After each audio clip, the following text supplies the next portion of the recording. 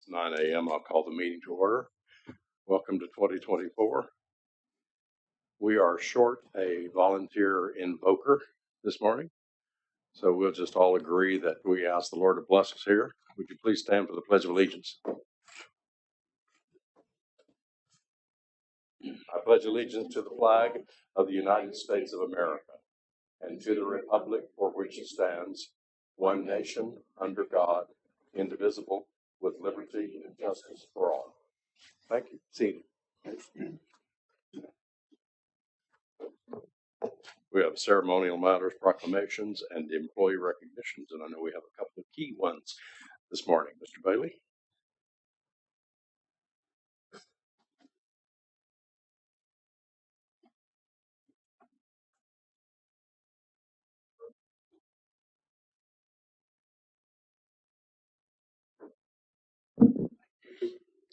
We do have a number of recognitions this morning, 4 specifically, and some of these are going to take just a little bit of time. The police department recognition will take just a few minutes, but it's a good story. I want everybody to hear from one of our police officers that just graduated from the FBI Academy. He told the story at Coffee with the City Manager, and he had everybody hanging on the edge of the seat. We're actually going to end with that one. But if we can start out with our ball drop event, and Mayor, if I could have you come up. As we talk about special events in Fredericksburg on the square, the Market Plot Square is a place for everyone in the community to enjoy. We have a lot of special events. We draw a lot of folks from outside, but some of the special events we have are specifically catering to our locals, and our New Year's Eve ball drop event is one of those events. You know, when we look at events like this, and when I asked Jennifer, our event coordinator, how long it took to put this event together, she said, oh, about a year. It takes about a year to put that together. So she's already planning for next year to make it better. This is an event that started years ago. We actually had the ball drop happening at midnight. I think the first year it was probably 2 degrees, maybe. It was really cold anyway. Not quite as cold this year, but we have the event at 6 o'clock now, so that everybody, 6 p.m., so that everybody can enjoy that. So if I could have Jennifer and Andrea come up, and Mayor, if you'd like to step up here. And I know you were in attendance at the event. You experienced the event. You could speak to that just a little bit, and proceed with the recognition. Thank you. You're not coming? Okay. Yeah, it was a terrific event for those of you who know who attended. What was so appealing about it was the number of families. There were lots of families with children. Of course, the whole event was designed for that. But not only the number of people, but all of the extra events that were going on. It was a plethora of activities that could keep kids involved. The dinosaurs and the snakes among them. Well done. Everything was well done, and the square was just filled with people. Everyone was having a good time. Obviously, we had great weather. So kudos to Jennifer and her crew. Kudos to the city for stepping up to sponsor this. It's just a great community event. Thank you, Jennifer. Jim, you wanted to say a few words. Come on up. This is our President CEO of the Chamber of Commerce. Yeah, thank you very much. I just wanted to say a couple of words, Mayor, City Council, City staff. I have some experience with big events. I handled the protocol for Pope John Paul's second visit to Miami, Florida, and I had a police escort for 3 days, and I have lots of stories about that. But anyway, when I went to the New Year's Eve ball drop on Mark Potts, I was so impressed. A first-class event, seeing all the families, all the children having such a great time really impressed me. So we have 2 bookends for December now. We have the Light the Night Parade, and we have the New Year's Eve event for the families in our community. So congratulations, great job.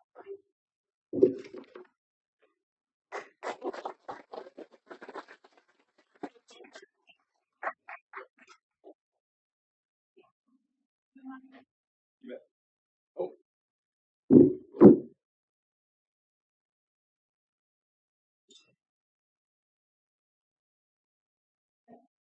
Thank you.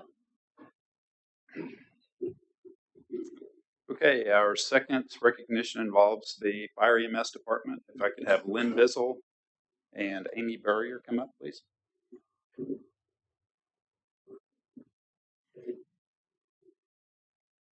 I will hand it over to Chief Bizzle.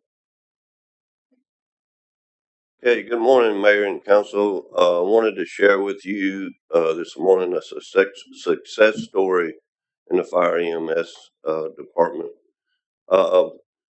About 2 years ago, Amy Burrier came to me and said, what do you think about me going back to school? She currently had her associate degree.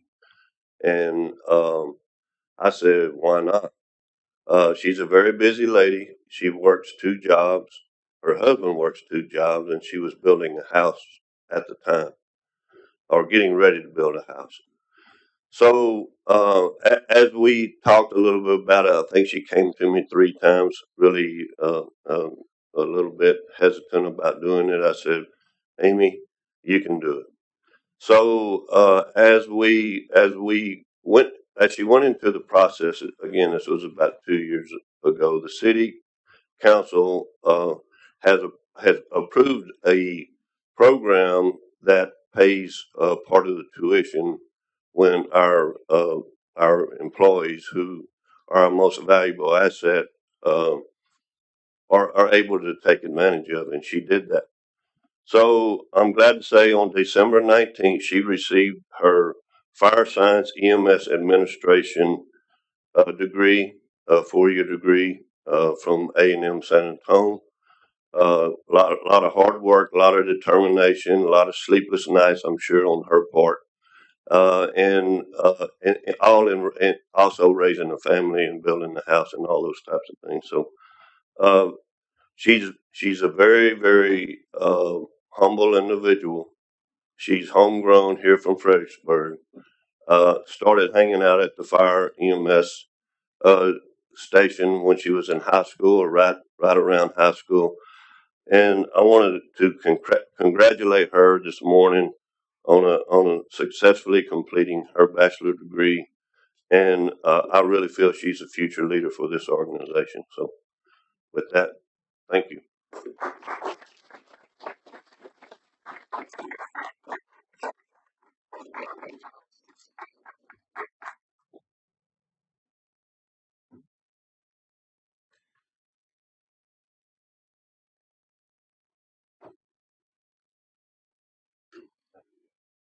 Thanks, Chief.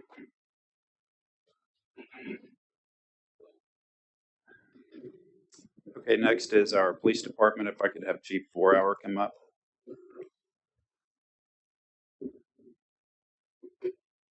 A couple of weeks ago, we had a tragic homicide in Fredericksburg, not something that happens all that often. When something like this happens, it causes a lot of fear in the community. I can tell you that our police department in this particular case dealt with this very quickly. They were able to apprehend the suspect in a little bit less than 24 hours. It was a really good example of teamwork. I'll let the chief talk about this just a little bit more. But I'm very proud of our police department, how well they work together, the quality of people that we have in the department, from the chief to the lieutenants to the newest guy on the force, including our new community outreach coordinator, Lissa Rivera, keeping everybody up to date as everybody was on edge during that 23-hour period. I'm going to hand it over to Chief 4-Hour to talk about his experience, the coordination, and again, I have all the confidence in the world in the police force. You just heard Chief Bizzle talk about how our employees are our greatest asset. Police, fire, EMS, emergency services, certainly top of the list when it comes to people, equipment, the programs and the training that we provide to them so that they can continue to respond to issues like this. Chief. Good morning, Mayor and Council. I just want to take a brief period of time just to kind of go over the incident we had on January 2nd, and then we'll lighten the mood again. So first off, condolences to the Cortez family on their loss. So on Tuesday, January 2nd at 11:47 p.m., we had a robbery homicide happen at the Quick Check convenience store on 16 South. Officers responded to this call and found one deceased male at the location at the convenience store and the clerk inside who was unharmed. Through store video surveillance cameras, the suspect entered the store, went to the back, put on a white mask, and returned to the front of the store with a firearm. The suspect shot the customer, who was the victim, and then demanded money from the clerk. The suspect came and left the store on foot. The victim was later identified as Arthur Cortez of Fredericksburg, 48 years old.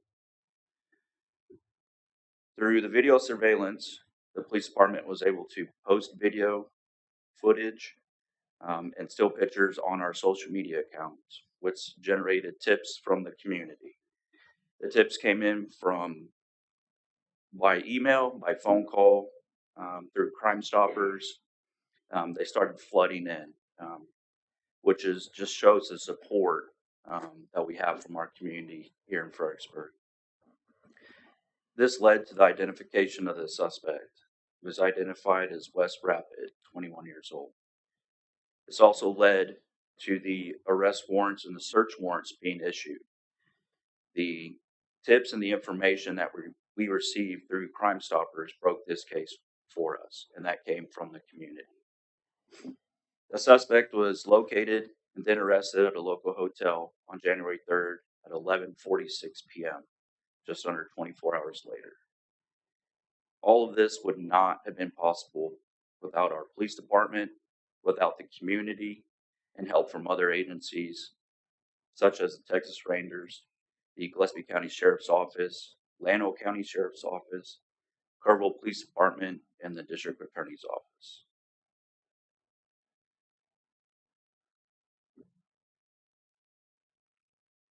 So Clinton talked about experience and dedication and community and the support we have from our community and the type of officers that we hire, send to training, and employ here, all to support that endeavor. So I'm going to switch this a little bit. I'm going to go into a recognition of one of our lieutenants here at the police department. So Lieutenant Derek Seeley graduated from the FBI National Academy on December 7th as a member of the 288th session.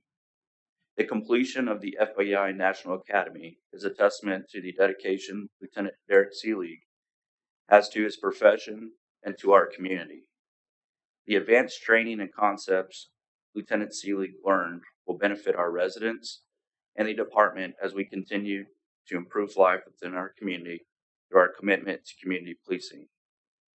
Now I'd like to ask Lieutenant Seeley to come up and say a few words about his experience at the FBI National Academy.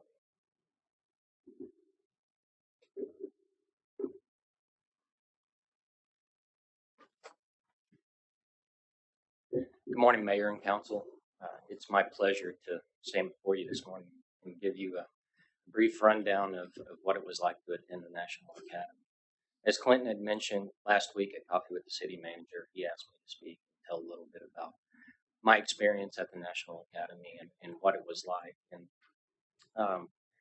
I asked the question to start with how many people knew about the National Academy, and there was a number of hands that were raised. So, and some of those people are still in attendance this morning. So, for those that are not familiar with the National Academy, in short, it is executive law enforcement leadership training tailored towards lieutenants and above, command staff, all the way up to chiefs of police agencies, small and large.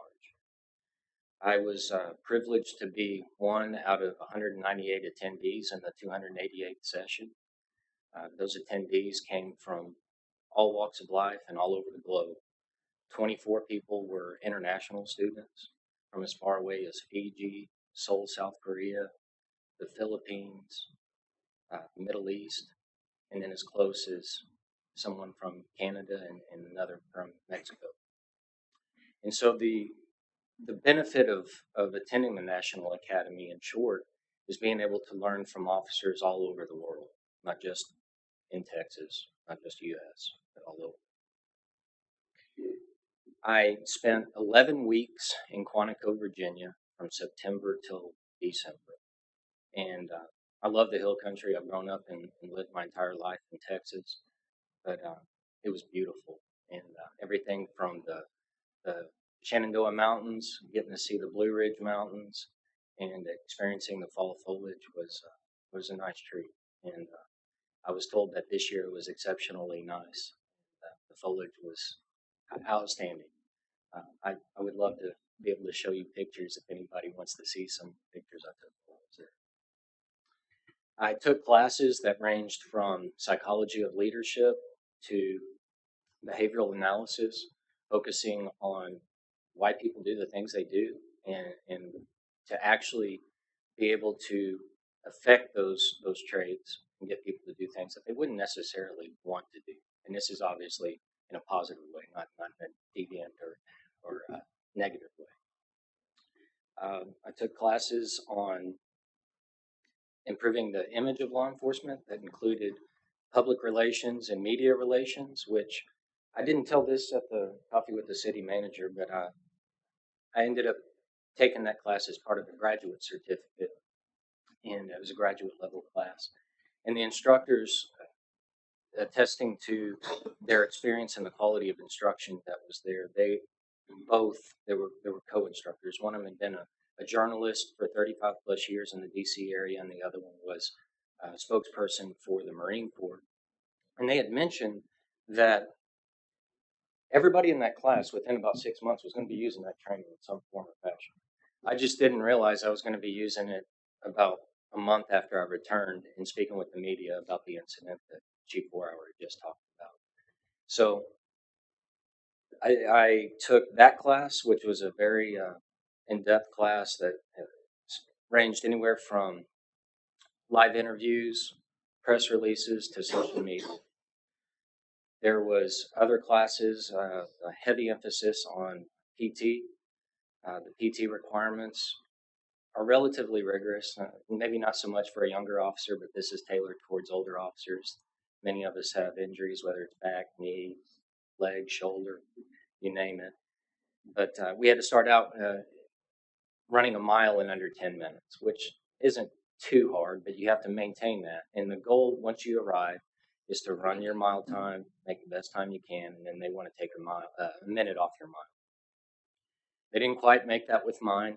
I took about 26 seconds off mine, but at 44, I ran a 6.5 minute mile, and I'm perfectly happy with that. I did get to witness another officer from Zionsville, Indiana, run a 4-minute and 49-second mile. That's the fastest in Academy history. So I was by no means the fastest in my class. I was in about the top 10%. That culminated in a 6.1 mile yellow brick road obstacle course, and it's relatively famous with the Marine Corps, but also with the National Academy. It's the capstone of the PT course, where you have to run this obstacle course in the woods in Quantico, and it's a pretty treacherous course. I made it through unscathed, but there was stories about officers getting injured on the course from every session, and our session was no different. An officer that was running the course, 2 people in front of me broke his ankle, and another one tore his meniscus. So I made it through without being injured, and I'm happy with that. A lot of people ask how the training relates to a small town or a small department like Fredericksburg. And I can say that the way that the classes are taught, it can impact an officer that's with a Native American reservation out in the Four Corners region, where you got one officer that's handling hundreds of thousands of square miles, to officers in Memphis or New York Police Department. And the caliber of instruction was top notch, and that's to put it lightly.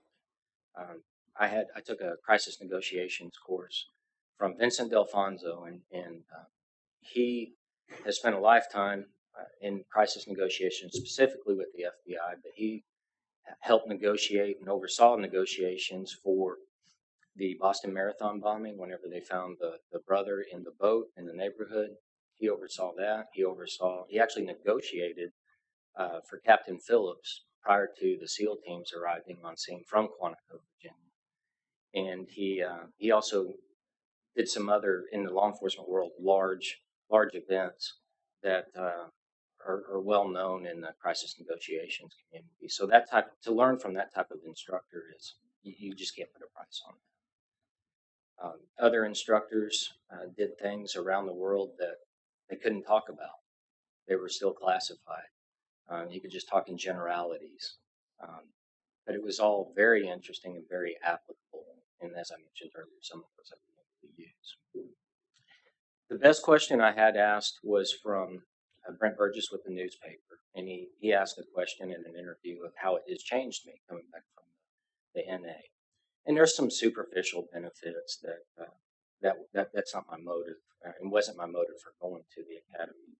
But probably the biggest thing I got out of the academy, and I've had some conversations with a few other people that are in attendance this morning, is how it helped me see perspectives from others. And as a law enforcement officer, you have to be able to view different perspectives and see things from other points of view. But this took it to an entirely different level that combined our nation's history, what migrants have gone through in our national history, some of the places where we're from, and it just culminated in an experience that I believe has made me a richer person, not only as an officer but as a citizen of the country. And one thing I would like to add before I finish is part of the experience at the National Academy is to make those network connections with your fellow students, with your instructors, but also to experience DC, to experience Virginia, because there's so much history in that area. And I've been to DC enough times now, I feel like I could be a tour guide for the National Mall area. But part of that was intentional, to see things like the Holocaust Museum, to see the National African American Museum, to go to the National Native American Museum, and to see what those people went through in order to see how we've come to be a civilization today, and how, as law enforcement officers who are in charge of protecting freedoms, enforcing laws, swearing an oath to uphold the U.S. Constitution, it hits home when you're in that environment, and it helps reinforce your purpose as a law enforcement officer. One thing I did forget to mention last week is, yes, I've garnered a lot of attention, and some of it I feel like maybe probably a little too much, but I couldn't have done this without the foresight from Chief Vorauer, who asked me to attend this a little over a year ago. And Chief was willing to make that investment in me and in my career, and Clinton backed that up. And it is a huge investment. 3 months. I was gone 3 months, almost to the day. While I was gone, people like Krista made sure that I had a credit card that worked. She came in on a Sunday, I believe that was a Sunday morning, to make sure that my transactions were taken care of. I know Eric and Aaron, I was talking to Aaron one night whenever he was outside his house. I interrupted him one evening trying to get my computer to work with the FBI network. And then there was countless of other people that helped my wife while I was gone.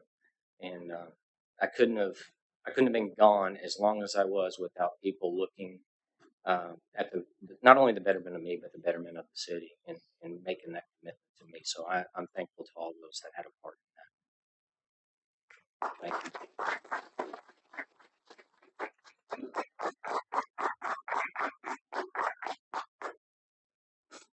Can I get in on this? You bet.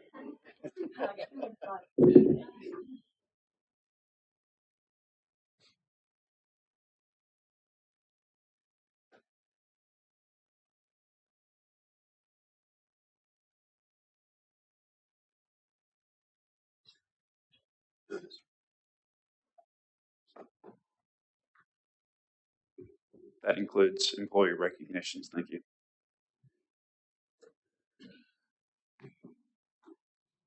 Thank you, Clinton. Thank you, all of you who participated.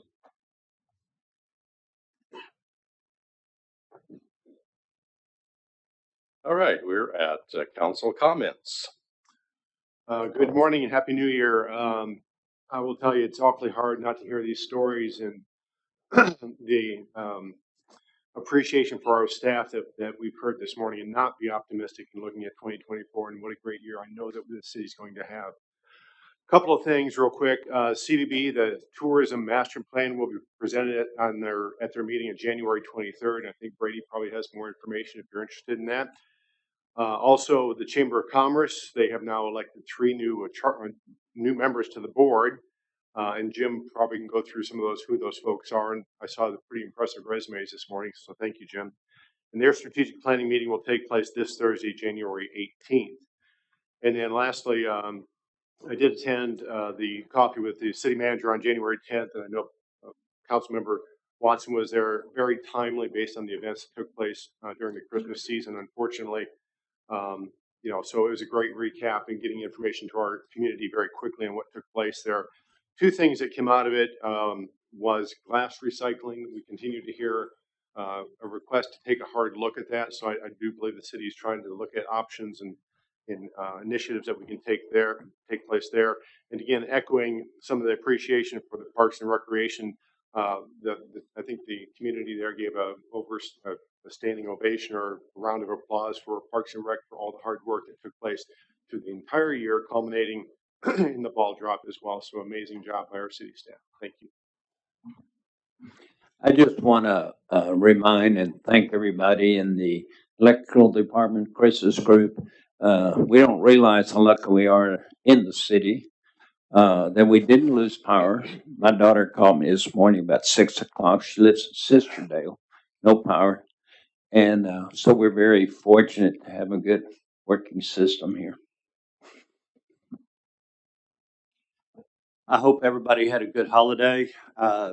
First of all, I'd like to thank the staff that worked during the holidays and keep us with electricity and water. And I noticed that down the street from me, there was a water break, and that was being repaired in the middle of the night, as well as our trash being picked up on the holiday yesterday. Tomorrow, I will be involved at the Airport Board 2024 planning meeting and board meeting. And on Friday, I'll be involved with the EDC 2024 planning and board meeting. So thank you all very much. Hello, Happy New Year. Echoing everyone's kudos to staff. We are truly blessed, and I'm very hopeful for all the good that is in front of us for this year. The last Comprehensive Plan Advisory Committee meeting is January 23rd. Committee members are reviewing the Parks Master Plan and Comprehensive Plan final drafts that will later be coming to council. And less than 3 months and the eclipse will be behind us. So it's something to also look forward to. The SDR ordinance that we worked hard on all last year went into effect on January 1st. And I have asked the staff to keep me abreast of the statistics, specific 4 or 5 statistics I've asked to keep the public aware of. So every month I intend to report probably the second meeting of every month, council. So as of last Friday, active in and I'm interested mostly in the residential ones because those are the ones that create the most comment in the community. So active R1 as of Friday, we had 461. And R2, we had 304 for a total of 765 active STRs in R1 and R2. As of Friday, there were 4 applications for special exception, which was the provision that we put in place that went into effect January 1st. Anyone that wants to look at a new permit for R1 or R2 must go through a special exception process, which is defined very clearly in the code. There are 4 in what I call in the pipeline. Active STRs notified for hot delinquency, that's hotel occupancy tax, as of the third quarter 2023 is 50. 50 notified for hot delinquency as of the third quarter. I asked for code enforcement report, so we have 4 major violations which are operating without an STR permit. The status is that they are in the court system, 3 with January court dates and 1 with a March court date. And there was 1 minor offense in the books as of Friday for either a notice or trash or the 24-hour contact failure to respond in time. And that status is a January court date. Mayor, I did have one question. Who's on the line? Do we have an attorney with us remotely? Oh, And who is that? Can we identify? Who is it? It's Mick. Hi, Mick. Oh, hi, Mick. Were you just wanting to recognize he was here? Just curious. Okay. Hello. Okay, good morning, Mick. Thank you for being here via phone. All right, council, we'll now go to the consent agenda, which we have minutes for 2 meetings in February. One was a workshop that we had regarding the Food and Wine Fest, and the other regular meeting. And then we have, I think, 4 street closures that are routine for in and around market plots for various events in 24. And then one is 3 parades, 4th of July, Fair Parade, and the Christmas Parade. These are things that we generally do the first of the year to get these approvals set. Anything, Jennifer, anything different from previous? Okay. All right, council. I move we approve the consent agenda items A through F. Second. Motion and second. All approved, say aye. Aye. Opposed? All right, thank you. Item 7, ordinances, resolutions, public hearings. Item 7A is consider the approval of ordinance 2024-01, amending this code of ordinances to provide a process for petitions for release from the city's ETJ, providing a savings clause, and providing that this ordinance is cumulative of all ordinances, etc. You see the way that it's described there. Shelley, do you start with this?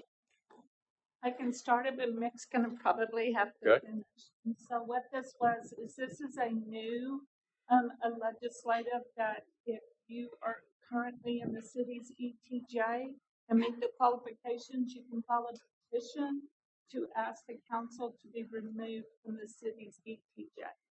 So, and then this also allows the city to charge for any petition that we receive. And now's the way we came up with the cost of that petition had to do with about 6 different salaries involved, as well as creating a new city map. Mr. McCamey, would you like to expand? Yeah, summarized it very well. We wanted to set up a procedure because there were some unknowns since it's a new statute effective last September. I would like to point out, though, if the petition meets the requirements of the statute, then the council is required to approve the petition. There are actually 2 forms of petition. The most common one, and the one we expect to see most, is by a single landowner or tract owner. And that petition is pretty simple. If it meets the requirements of the statute, they vote to approve it. The other kind covers generally cover a larger area, and it can require an election.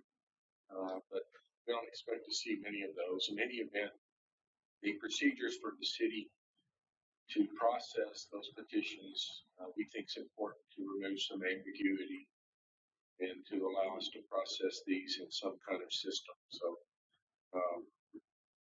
we have actually looked at this in our law firm pretty thoroughly, and I think this is a good process. Thank you. Mick, how does it work if there's a parcel of land that's not contiguous to the city? It's currently annexed, and then they want to disannex, but there's land in between them and the city limits. Is that allowed under statute? let me make it clear, this relates to extraterritorial jurisdiction only. And yes, it would apply to exclude it from the petition would result in exclusion of the property from the ETJ regardless of where it's located. So we could have, we expect to have areas that look like little donuts in the ETJ now. That contiguity doesn't come into play under this statute. Okay.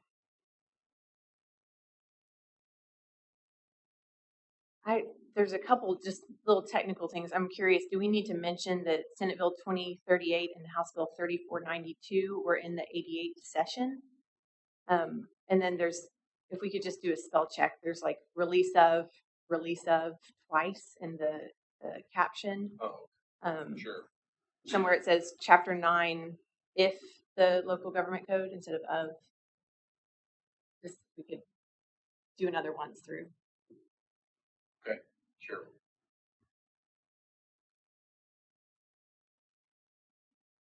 Other discussion?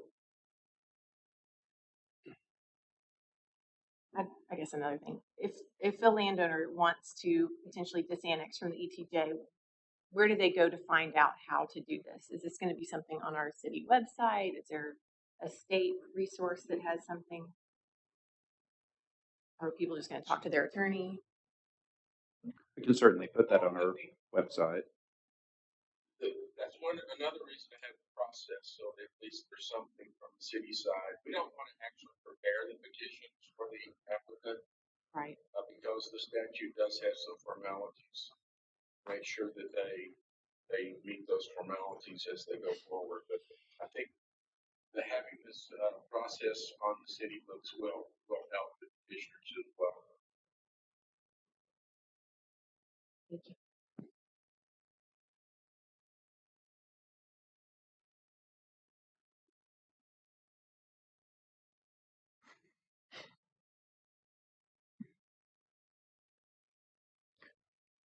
So my question is, do we have a choice? No. This is ordained by the legislature. Sir. Let me address that briefly, Mayor, if I may.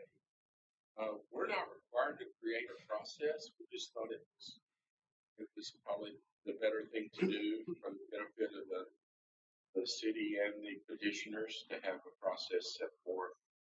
Some cities are going to go forward without a process in place and just leave it all up to each petition to meet the requirements. But we felt it was best practice to have this in place. Thank you. And Mick, it also sets a fee associated with that as well to help protect the city from the amount of labor, effort, and energy required to process. Good point. Yes, and when the statute became effective in September, many cities received petitions right away and had to kind of scramble to figure out what to do with them. And that does require staff time to determine if the petition meets the formalities of the statute. So that's basically what the fee is required in this ordinance to cover. Thank you. So the issue was, Mick, the issue was generated by the legislature, particularly the Senate bill. And so this is to set a process for us to get out ahead of it. Yes, that's it. Correct. Hannah? I would just say it generally, talking about the ETJ versus being in the city limits and what the regulatory authority of the city is very limited in the ETJ. And just so it's very clear to everyone, in the ETJ, we can regulate signage and subdivision of lots, and that's very minimal. So for the average homeowner, the city has no purview. So for the average citizen living in the ETJ, being in the ETJ does not impact them on a daily basis. So I wouldn't encourage anyone to go out and file these because there's no real benefit of releasing. I don't want to say it's just releasing from the ETJ. Thank you. want to move this one? Guess we're ready for a motion. Sorry, Ready for a motion? I'm ready. I make a motion we approve ordinance number 2024-01. Second. Motion second to approve. Further discussion, question? All in favor, aye. Aye. Opposed? Motion carries. Thank you. Item 7B, consider a request by Juan Rodriguez for the property located at 620 East San Antonio for a land use change from parks open space to downtown central district business district, and a zoning change from open space to commercial. We have presentation, staff report, and a public hearing on this issue before we take action. So, presentation by the applicant. Are you Mr. Rodriguez? Are you Mr. Rodriguez? Yes, sir. Good morning. Tell me the name of your company, Leak. It's pronounced Leak. Leak Okay. Engineers. Yes. Thank you. So we currently have, my client has the property at 620 East San Antonio Street under contract. It's about 2.52 acres, and they would like to develop a hotel, probably around 99 rooms. And the only way to do that is to properly rezone the property to a C2. And so we're asking for a rezone. Okay. There may be some questions for you following, but now we'll hear from staff. Thank you.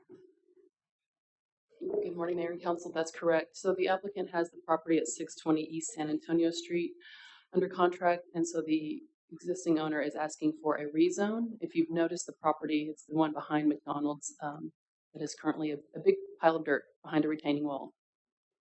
And so what the request is, our zoning map, I think Eric's going to Eric, if you can bring up page 32.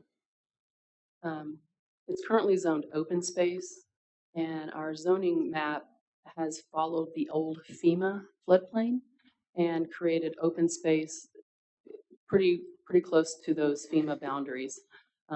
However, that open space means that they would not be able to use this property.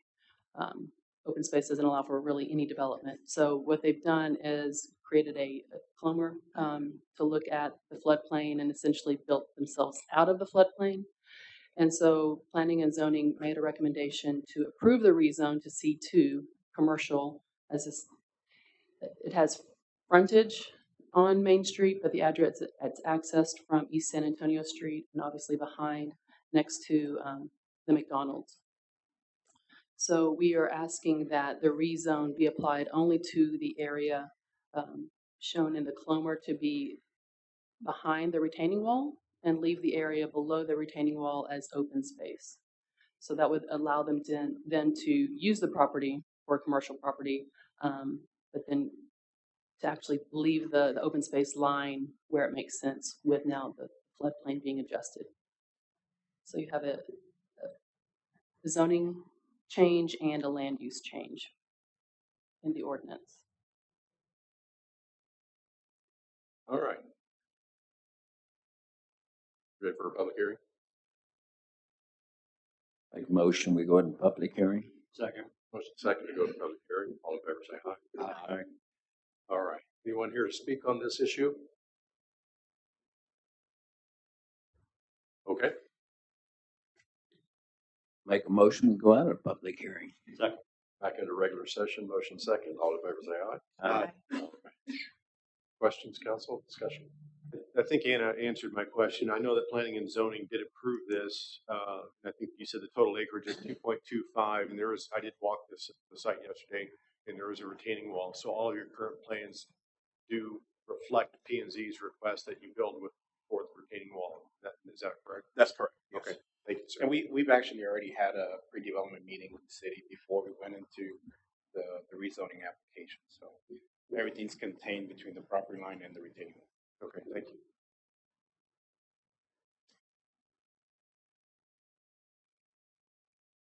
Anything further? I'm ready to move. Do we need to do land use first or then zoning? Yes.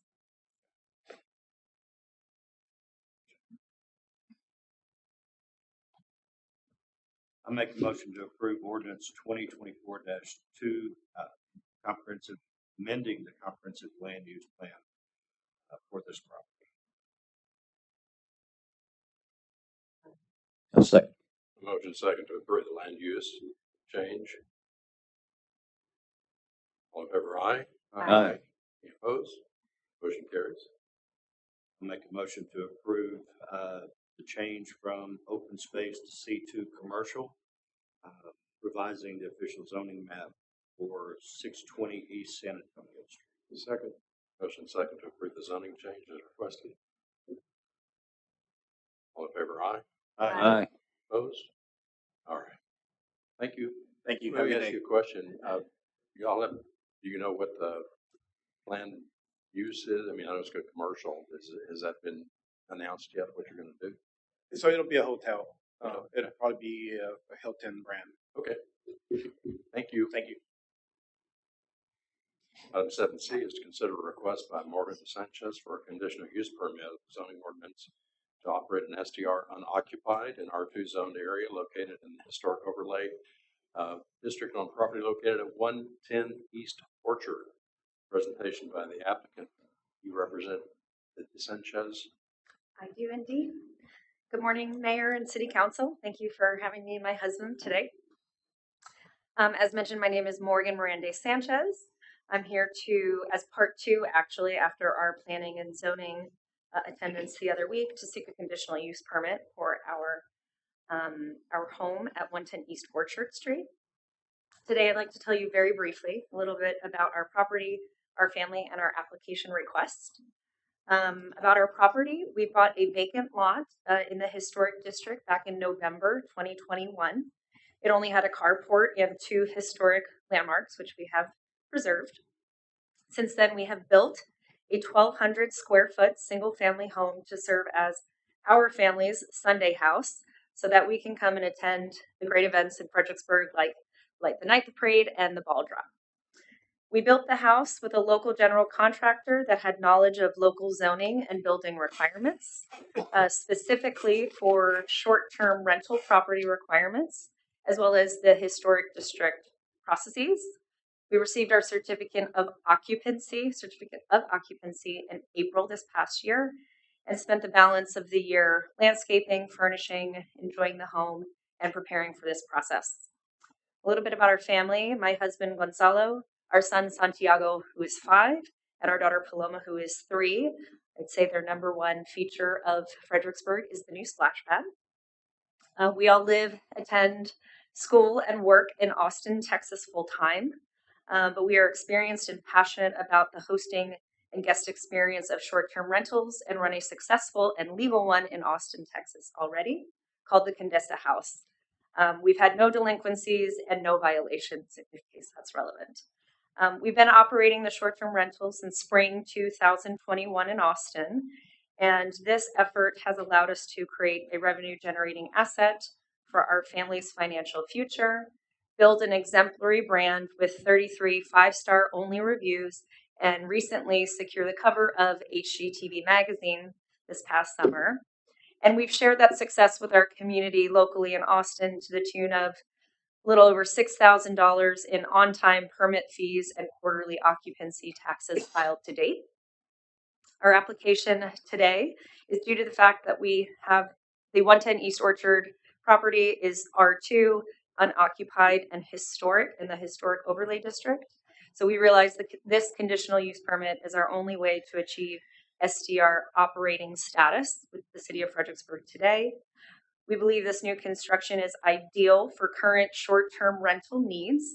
Our location is appropriate for the short-term rentals available on our street. And our application and supporting materials have been comprehensive. We've answered all questions to date. And we are here for any questions, and we appreciate your consideration. Thank you. There may be some questions shortly. Staff. Thank you, Morgan. So as you said, this is a lot in the historic district. I've actually been working with them for years on the design of the house on the almost empty lot. There is a tank and a windmill on the lot that they've retained. So what they're proposing is just a 2-bedroom structure. So that the occupancy of that would be 2 per bedroom plus guests. So of occupancy of 6. The lot itself is 12,000 square feet. They are providing 5 parking spaces. The requirement would be 1 per bedroom, so they're exceeding the required parking. The public hearing, we did hear back one neighbor questioning if this could become a STR facility, adding another unit. That would not be allowed to add another unit. They could build another unit, but it would not be able to obtain an STR permit. Looking in the neighborhood, there are 11 properties in this block of Cora and Orchard. 6 of them are STRs, so the proposed use is compatible with the neighborhood. And let's see, we reviewed the 13 items for the conditional use permit, and staff found that the applicant has met the requirements. And Planning and Zoning met on January 3rd and made a unanimous recommendation for approval of the CUP. All right, public hearing. Make a motion, we go into public hearing. Second. Motion to go into public hearing. And second, all in favor say aye. Aye. Anyone here to speak on this? All right. Make a motion, we go out into public hearing. Second. Motion second to go back into regular. All in favor say aye. Aye. Questions or discussion? Just a comment, I live around the corner, so I'm very familiar with your property. You've done a beautiful job. It's very nice. Just want to compliment you. Thank you. It's nice to meet a neighbor. So Anna, we're seeing this because the application was November 14th of 23. So anything after January 1st is going to Board of Adjustments. Correct. And since they applied, I'm just curious, can they build another structure on their 12,000 square feet? Since under the old ordinance, you could have more, right? It was R2. It's still R2. So technically, if they can meet the density requirements, they could have another structure. They could not get another STR permit, but they could have a main dwelling unit. They could have a long-term rental. Not STR. Mm-hmm. Great. Thank you.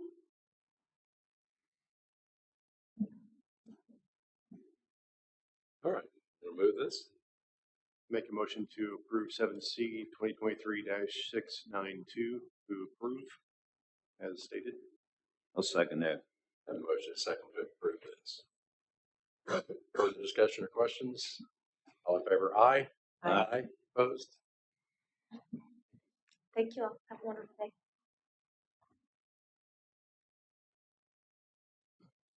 All right, we're at item 7D. Consider a request by Adam Montgomery for a CUP.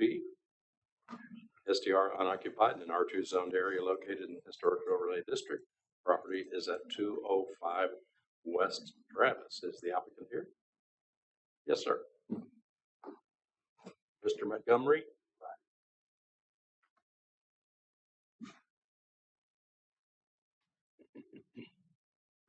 I'm actually Dan Montgomery. My son, Adam, has been working with the city staff on this, so I'm just sitting in for him, even though I'm the owner of the property. Adam works for Sundance Film Festivals in Los Angeles, and he had to go to their festival starts tomorrow, and he had to go to Utah. And so I should have been the one doing this myself anyway, but anyway, all of the things I'm going to say here probably are just written notes that Adam wrote for me. And I'm not used to these unanimous votes. Some of you might know that I served on the State Board of Education representing Gillespie and 31 counties several years ago, and I don't think we ever had a unanimous vote. Nobody ever agreed on textbooks or curriculum or anything, but it's refreshing to me at least.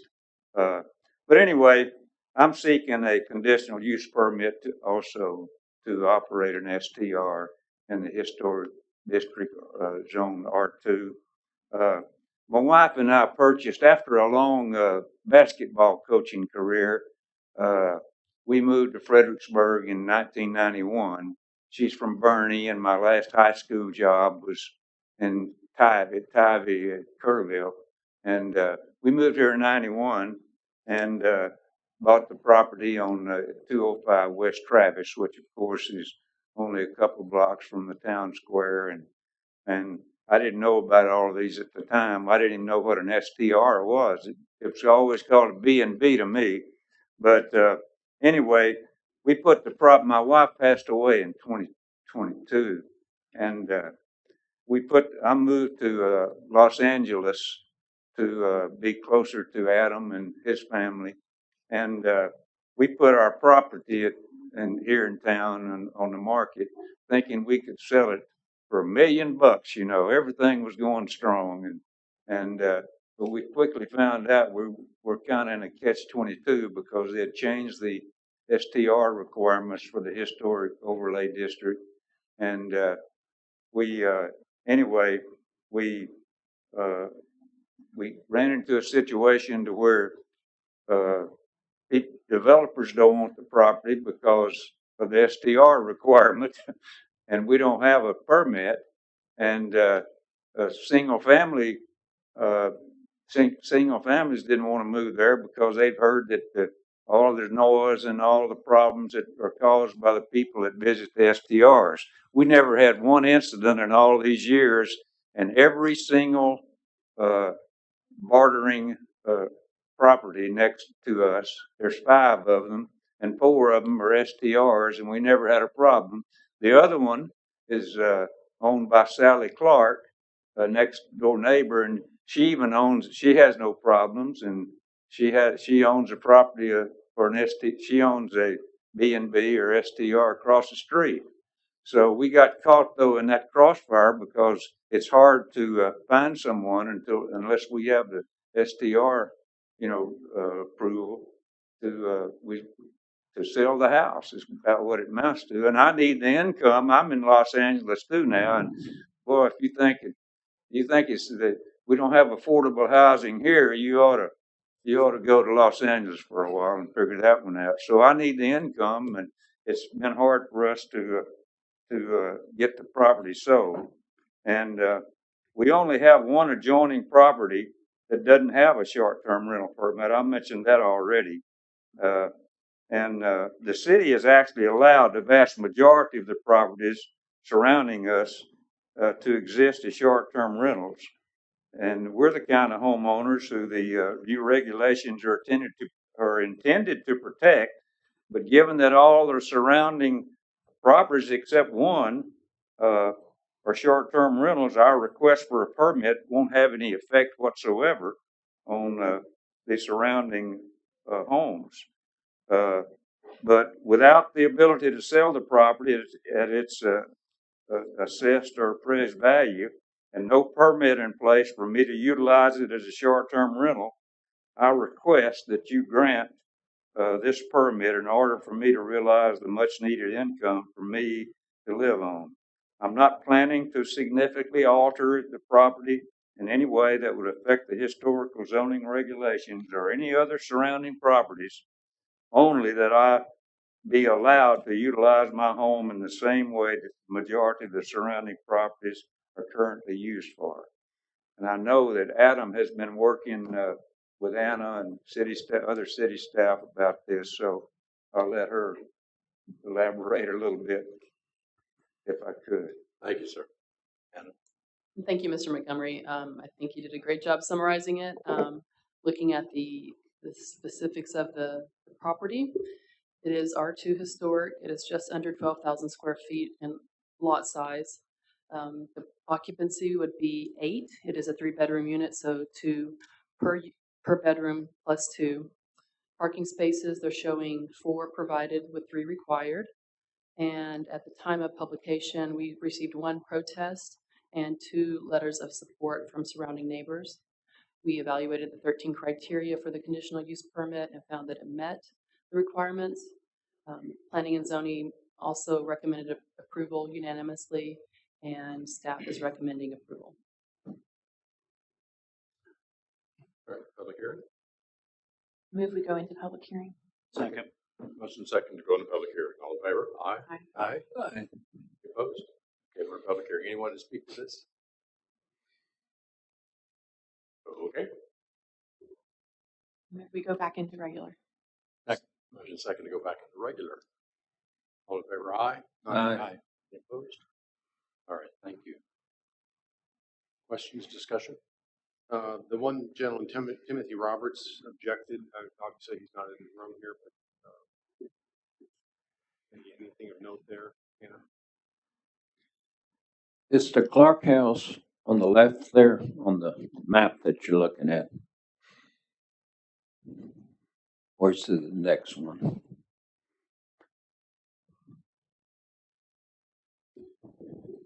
Anybody know? Sally Clark owns 207 West Travis. So that would be to the left. Timothy Roberts, where's his home?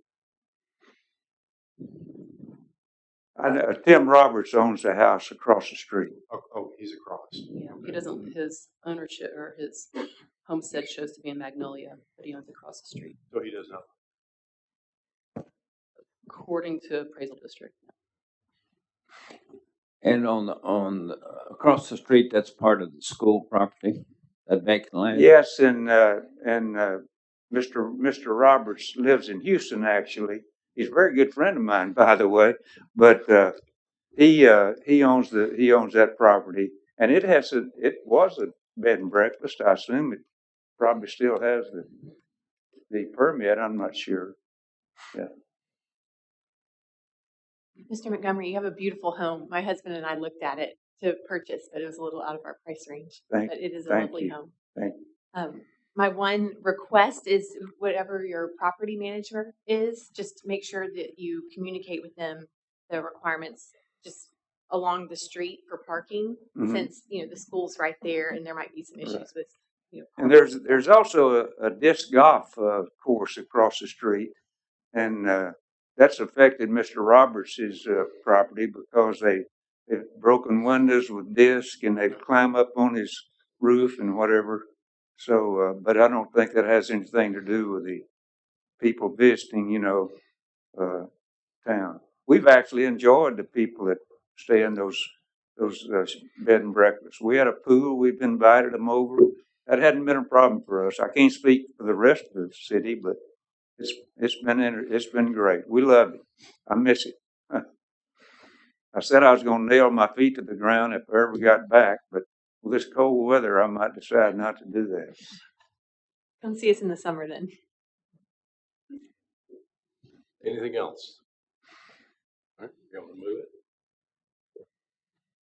Submit a motion to approve 7D 2023-695 as stated.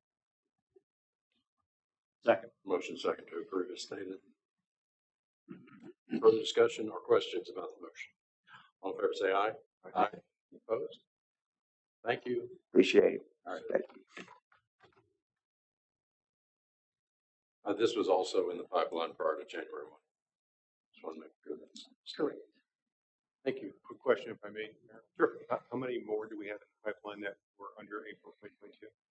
We have one that will go to planning and zoning in February, and then we have, as you mentioned, some special exceptions that are going to ZBA that came in after January 1st. What is it? So we have one in the pipeline. We have one in the pipeline one more that you will see. Okay, thank you. I want to thank P&Z for their good work on these things. 7E, consider a request by John Scribner for a CUP of the zoning ordinance to operate a drive-through in a C2 zoned area located at the southeast corner of Friendship and Highway 87. Is the applicant here? You're Mr. Scribner? I'm not. So my name is Matthias Halpert. I'm with Bowler Engineering. We're the civil engineer for the developer, Mr. Scribner, as you mentioned. So, okay. We did have a couple slides. We have to pull those up, but I believe you guys have a packet. Already kind of have some background here on this case, but basically we're looking for a additional use permit for the drive-through facility that would support the proposed Chick-fil-A. So it's at the southeast corner of Friendship and Highway 87. Basically, it's currently a larger lot, about 6.5 acres that we also had at the January 3rd P&Z a preliminary plat that was approved as well. So that's all kind of what's happening here. There's the McLean Ford dealership on the south. There's a hotel on the east side of this property, a car wash across the street, and not a ton on the other side of 87, but there are a couple little small restaurants as well. And then the nearest Chick-fil-A location, just for everyone's reference, is in Kerrville. So it's about 30 miles away is what I kind of mapped out there. So we were on P&Z for January 3rd. We did receive a conditional approval. There was 4 conditions that were mentioned, and we'll talk through some of those here in a second. But just an aerial so everyone's familiar where the site is there at the hard corner. Again, the preliminary plat developed other commercial lots adjacent to this, but what we're here for today is the conditional use permit on the Chick-fil-A. So this is what generally the site layout will look like here. It's about roughly, for the sake of simplicity, a 5,000 square foot building. It's a little bit over that, but generally a 5,000 square foot building. There's 76 parking spaces that are provided here, and a drive-through that has capacity for about 54 vehicles stacking. So the Chick-fil-A standards that they look for when they evaluate sites is generally about 40 stacking spaces and about 70 parking spaces. So we're exceeding those requirements here, but it does meet all of the city's zoning requirements for parking and drive-through stacking as well as the tenant being Chick-fil-A. We do have a larger drive-through. There was an access easement that with the hotel owner to the east of us, we had to work through that. That kind of fell in place with the drive-through itself. But we do have a traffic impact analysis at TI that's been performed, reviewed, submitted, approved by the city. We do have a tech stop permit for the exit-only access to Highway 87 as well. So from an access standpoint, that's a huge thing. We know that this is going to generate traffic. Certainly, there's no development there today. This will be an increase in traffic, but from a layout standpoint and positioning the drive-through to the exits to the drive-through, the entrances to the drive-through, and then really the layout here has a perimeter drive-through that really tends to separate the drive-through traffic from the on-site parking. So commonly what you see in like a truck stop, right? They want the trucks to stay in one lane. They want the regular vehicles to stay separately. A similar approach here where we actually have a drive-through, tendencies here as well as on-site parking. And then some of the site items that were conditions of approval were to provide pedestrian signage along Friendship Lane. So we are currently providing pedestrian access from Highway 87 just because of the building orientation. It leads directly to the front sidewalk of the building. We didn't necessarily want to have pedestrians crossing a busy drive-through, not to mention just internal parking spaces and drive aisles. So they cross one point across the drive-through. That's a naturally stopping area anyways. And so we did add signage along Friendship to indicate to pedestrians that, hey, the crossing point is around the corner. The other condition that came out of that on the site plan was to have designated employee parking along one of the shared access points. Staff did raise a concern if there's traffic from the adjacent commercial developments that they didn't want cars backing in and out of that drive aisle. So we did designate that as employee parking to kind of limit any risk of that. We did also add a P&Z's recommendation designated like mobile order or pickup spaces as well. Those are going to be located there next to the ADA parking spaces up front by the front door. So they did want that too, just to facilitate that with growing Uber Eats and Grubhub and all those apps that have become popular over the years. We do have a slide with the building elevations as well, so you guys can kind of just see those and understand what those elevations look like. P&Z did have a recommendation on the elevations, essentially to add some vertical articulations. So this is a revised plan since we presented to P&Z on the 3rd. Basically what it does is it adds a taller parapet on each of the 4 facades. So P&Z's recommendation was over the access points to kind of create almost a grand entry or main feature. We actually added one on each of the 4 facades just for uniform. P&Z's, the commissioner mentioned something about not wanting a flat roof line across the entire building. And so we went went back with the architect on the project and created some more articulation to kind of help offset that. So with that, that's kind of my presentation here. I'm happy to answer any questions you guys might have, but really our intent was to show that, hey, we heard P&Z, we listened, we tried to get you guys plans.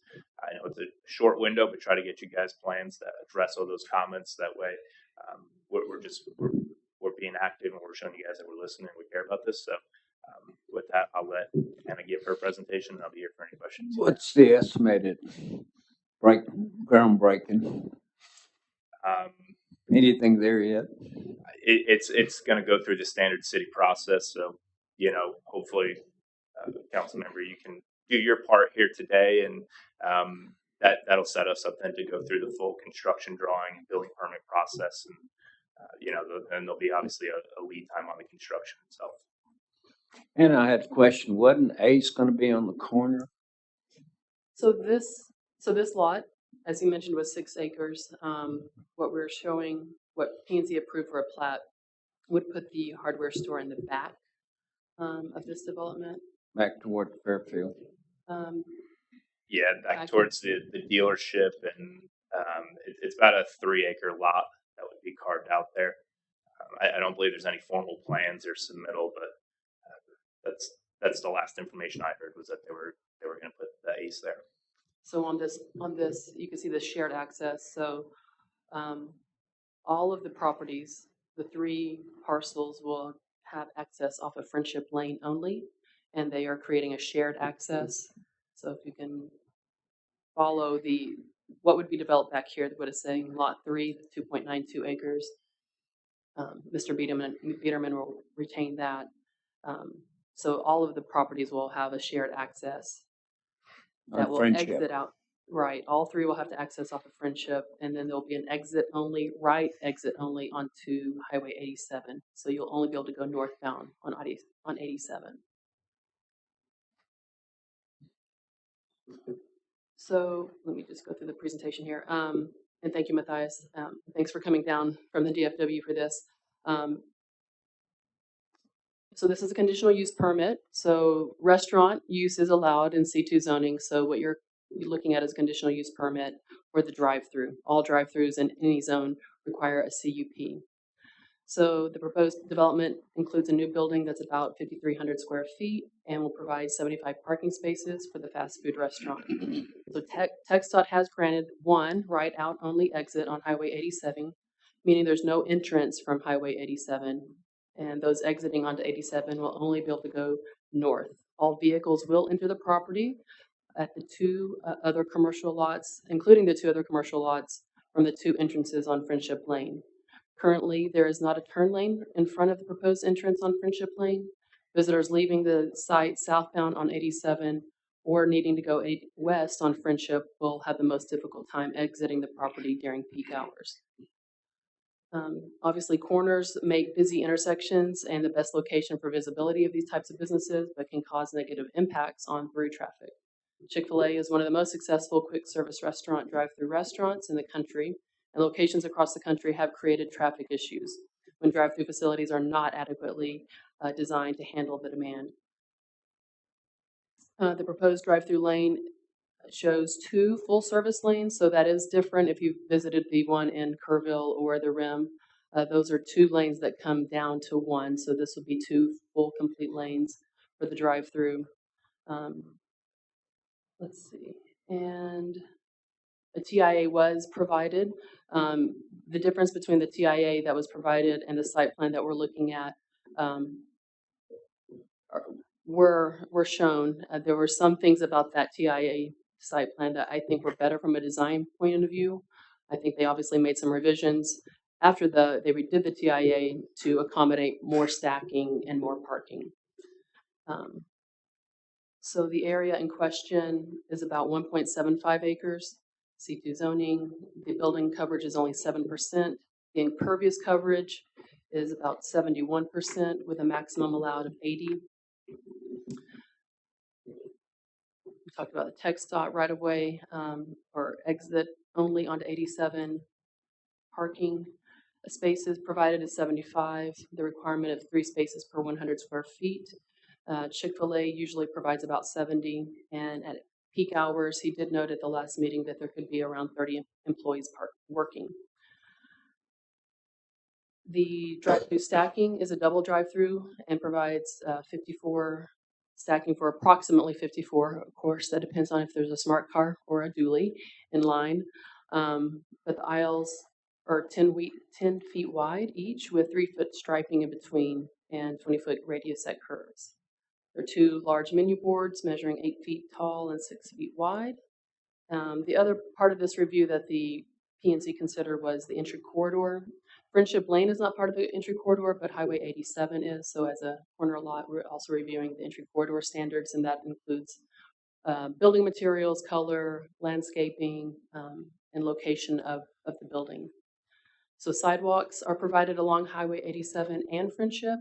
The only pedestrian access provided is on Highway 87.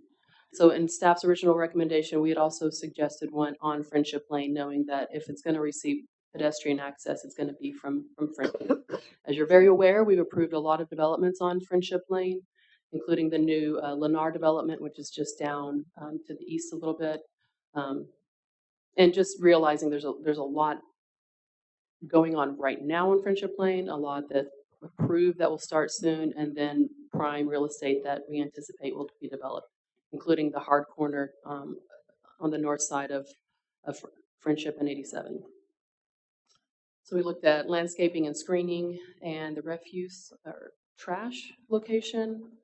The public hearing notices were sent out. We had 1 comment in favor, and that was from the property owner to the north, who also has approval for 2 drive-throughs. So P&Z made a unanimous recommendation for approval with the following considerations, including adding directional signage along Friendship Lane for the pedestrian traffic to show them to go over to Highway 87, to access safely on Highway 87 on a designated area. And then to also designate employee parking on the shared access drive, and to provide no less than 3 designated what they call buy online, pick up in store spots. And then number 4, gabled parapet at the main entrances for more vertical articulation to break up the flat roof line. What they've shown is not what I would consider a gable roof, but as he mentioned, just a way to add some verticality to the flat roof. So staff continues to recommend approval with the enhancements to pedestrian safety, traffic flow that reduces conflicts between the queued vehicles and traffic on adjacent lots and streets. We'll need a little bit more information as we go along on the lighting to make sure it's compliant with the overall limits. We do think the extensive double lane drive-through lane should mitigate any traffic backup onto Friendship Lane. However, the design is focused on increase the stacking of the drive-through and providing maximum parking spots. And that means that other design considerations are not able to be met. Guidelines for the entry corridor and pedestrian safety. The building materials and colors are appropriate for the entry corridor. And the only pedestrian access is shown off of 87 instead of Friendship Lane. But given the number of recently approved projects, staff suggests more thought be given to pedestrian and bicycle access. Staff recommends approval conditioned on the review and approval of civil engineering construction plans and the associated TIA. So we can look at the site plan and the elevations.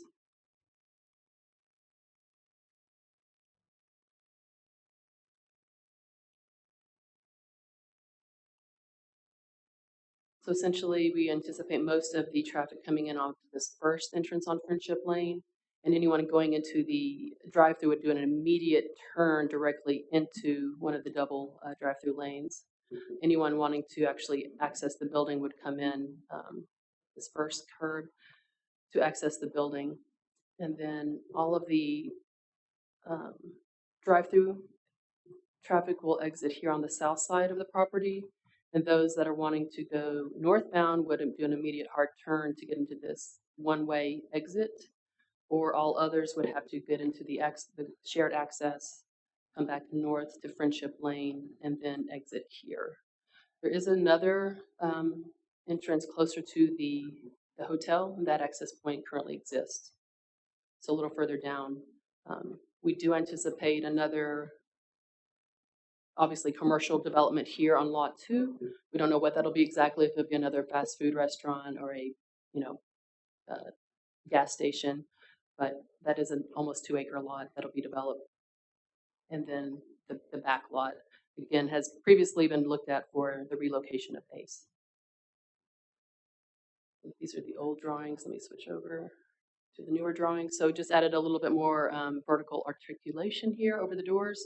But as you see, using kind of the cream colors with limestone base and then cream colored brick for the masonry. And if I can ask, we don't have any elevated signage. You mentioned the menu boards at 6 feet. There's nothing that's exceeding the height of the building or anything else along the lines of lighted signage advertisement. The site plan shows a monument sign close to the hard corner itself, but that would just be a monument sign. I don't believe you guys have. You have a height requirement in your standard of 6 or 8 feet, something like that, but it's not going to be a 25-foot, 30-foot pylon or anything like that. And planning and zoning was good with all of that. So I have had not shaking in the back. Can I ask? Is it appropriate to ask, Musselman? Okay. Okay. Thank you.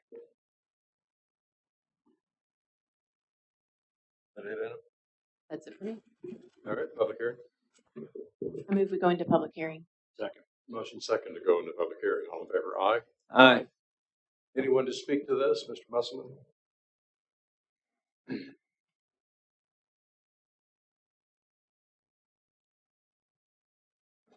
Tom Musselman, I'm on the Planning and Zoning Commission. So I'm sure some of you saw the announcement in the Fredericksburg Standard that had the diagram, or at least the picture of the Chick-fil-A, and the picture that was shown there would be the world's largest Chick-fil-A, because it encompassed the entire 6 acres. So I think that the Chick-fil-A is on the corner. The Chick-fil-A's obviously done a very good job. One thing that the Planning and Zoning Commission recommended were gables over the entrances, not a higher parapet, but gables, because of the entry corridor being that even though Friendship's not on the entry corridor, 87 is on the entry corridor. So I saw the new drawings that that they provided tonight just show the parapet raising, when there was quite a bit of discussion by the Planning and Zoning about actually putting gables instead of a parapet, gables to break up the building, and that and according to the new plan, that hasn't been done. So I would ask you to request or to mandate that they change the design to put gables over the entrances. Is that a condition of approval? That was a condition of approval from the Planning and Zoning Commission, and so the latest they haven't done it, so they can't be approved. So I know that the community is waiting with their forks out for this project to get underway, and there were some concerns. I know that Anna had some concerns about stacking, going out to interfering with traffic on Friendship Lane. I've had Planning and Zoning Commission. I've had discussions with the Assistant City Manager about traffic impact studies on Friendship. I know that Chick-fil-A has done a traffic impact study. Every development on Friendship has done a traffic impact study, but I believe it's time that we do an overall traffic impact study that encompasses all the development that goes on Friendship Lane that goes from 290 all the way to 16. I'm going to make a pitch that what we really need on Friendship Lane is a center turn lane, and the council needs to put this as a priority, because the only developable land, it seems, that is going on is on Friendship. And I mean, there's big tracks and lots of development. And if we don't get it right now, we won't have the opportunity to get it right in the future. So thank you very much. Thank you. Anyone else? Over in public hearing? Yeah, George. Hopefully this has already been taken into account, but I was thinking about truckers that are coming into town, and it looks like a lot of sharp turns, and where do they go if they want to eat there?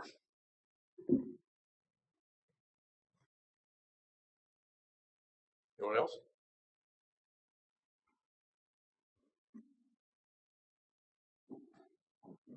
Make a motion, we go out of public hearing. Second. Motion second to go back into regular session. All in favor, aye. Aye. Opposed? Okay. I have a question. You've only got an exit to 87, is that correct? Yes, sir. So in What's coordination gonna with keep people TxDOT, from trying to go in there? yeah, so we've worked with TxDOT on this, and there's a natural turning radius that will prevent folks from turning in. There's also going to be proper signage that labels it exit only, no access. So working with TxDOT, that was deemed acceptable for them, and we're on board with that as well. But just because of the Ford dealership, I think has like 3 or 4 access points right there, and so we unfortunately weren't able to get much approved without having them on board to close some of their access points, which you can imagine is a tall task.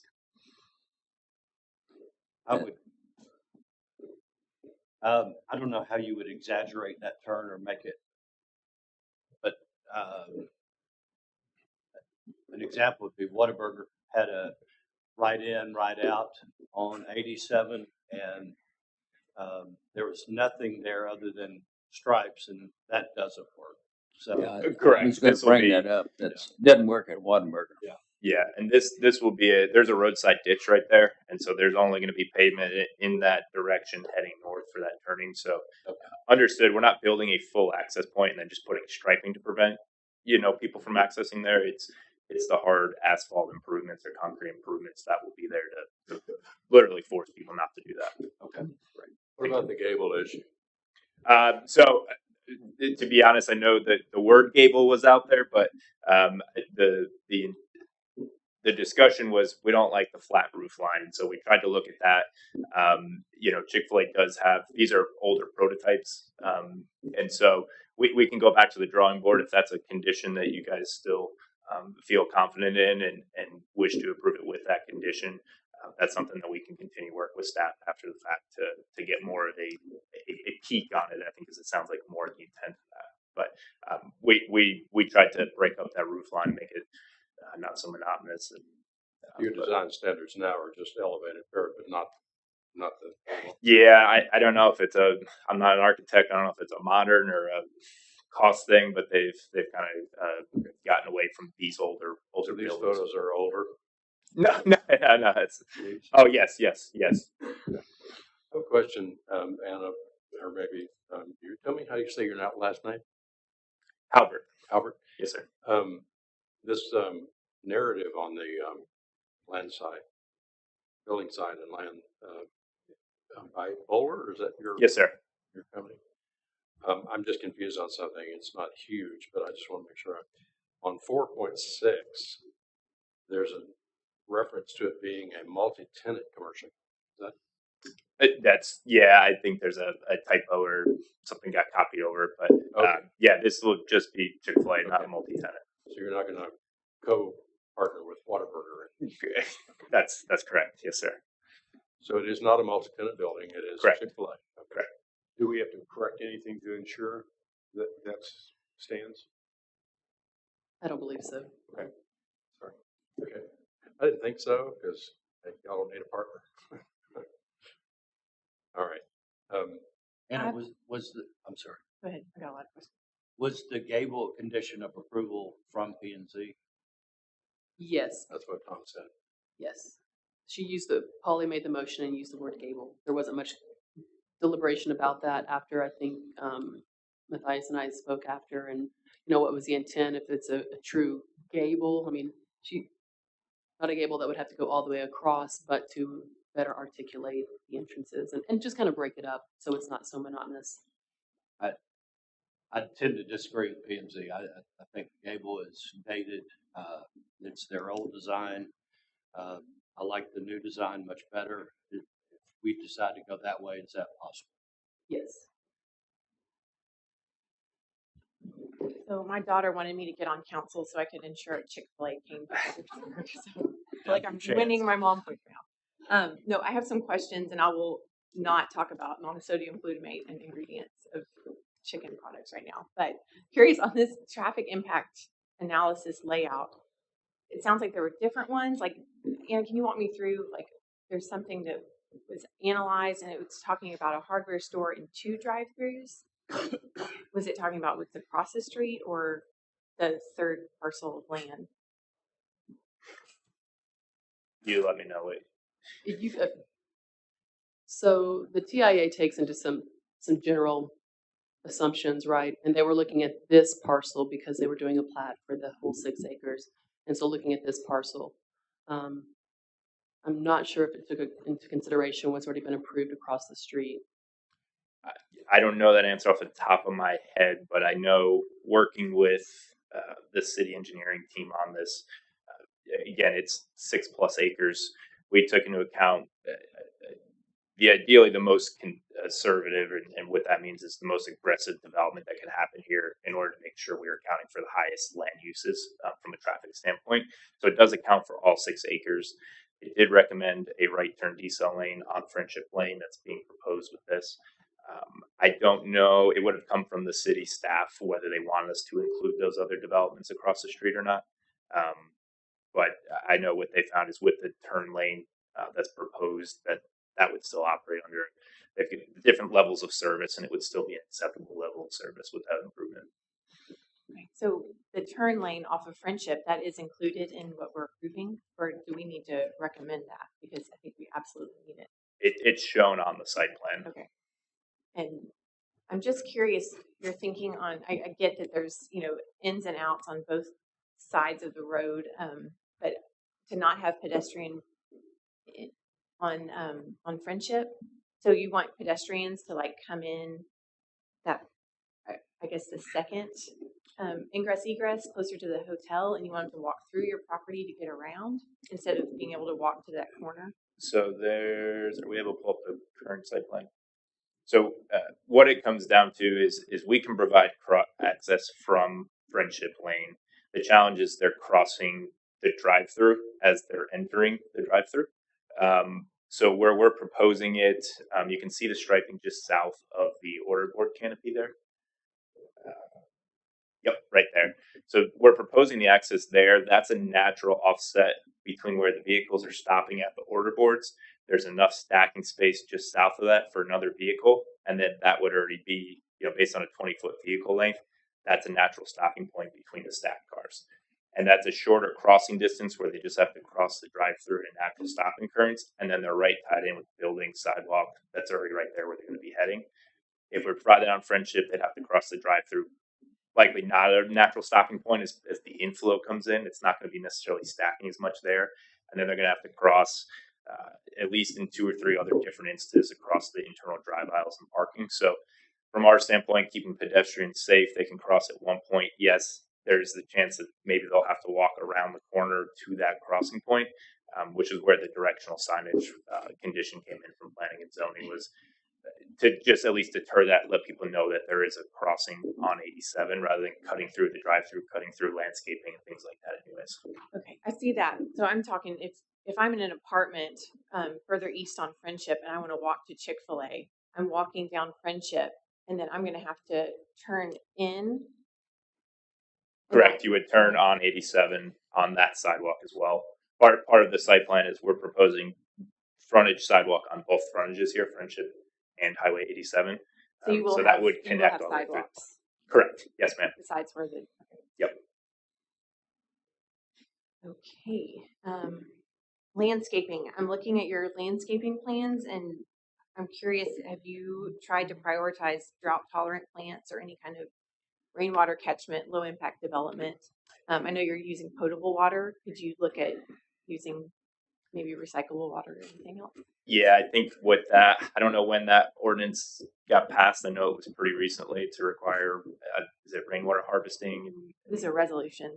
Okay, Finding, but I know that was more recently. I think that's been approved more recently than the landscape plans were prepared. So we can look at that as we go through the rest of the city process.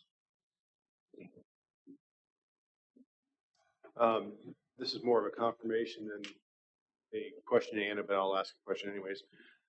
Anybody who's picked up their kids at FISD at 11:40 when school lets out is absolute pandemonium. So when we did look at the drive-throughs, it looks to me like we took that into the account. And do you feel comfortable? I don't know how many bicycles are going to come that distance or not, but do we feel like we can handle that mass panic that takes place for 40 minutes and we can do that as safely as possible? You know, I think the stacking they've provided is probably the most efficient. I mean, they've truly wrapped the building with stacking, right? Or the lot has stacking on 3 sides. My concern also was, okay, if how you enter this, right? Us locals will figure it out that as soon as you turn in, you're making an immediate turn into the drive-through.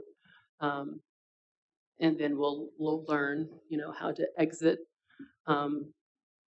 But for first-time visitors, you know, if you miss that drive-through and don't make that hard right, and then you're in the parking for the area, and that's what I was saying too. I keep kind of pulling this other TIA plan up to show, I guess, a first iteration. They probably looked at 10 iterations on the placement of the building and the stacking and what that does. So there were things about the plan they showed in the TIA that I think were preferable. And one of those deals with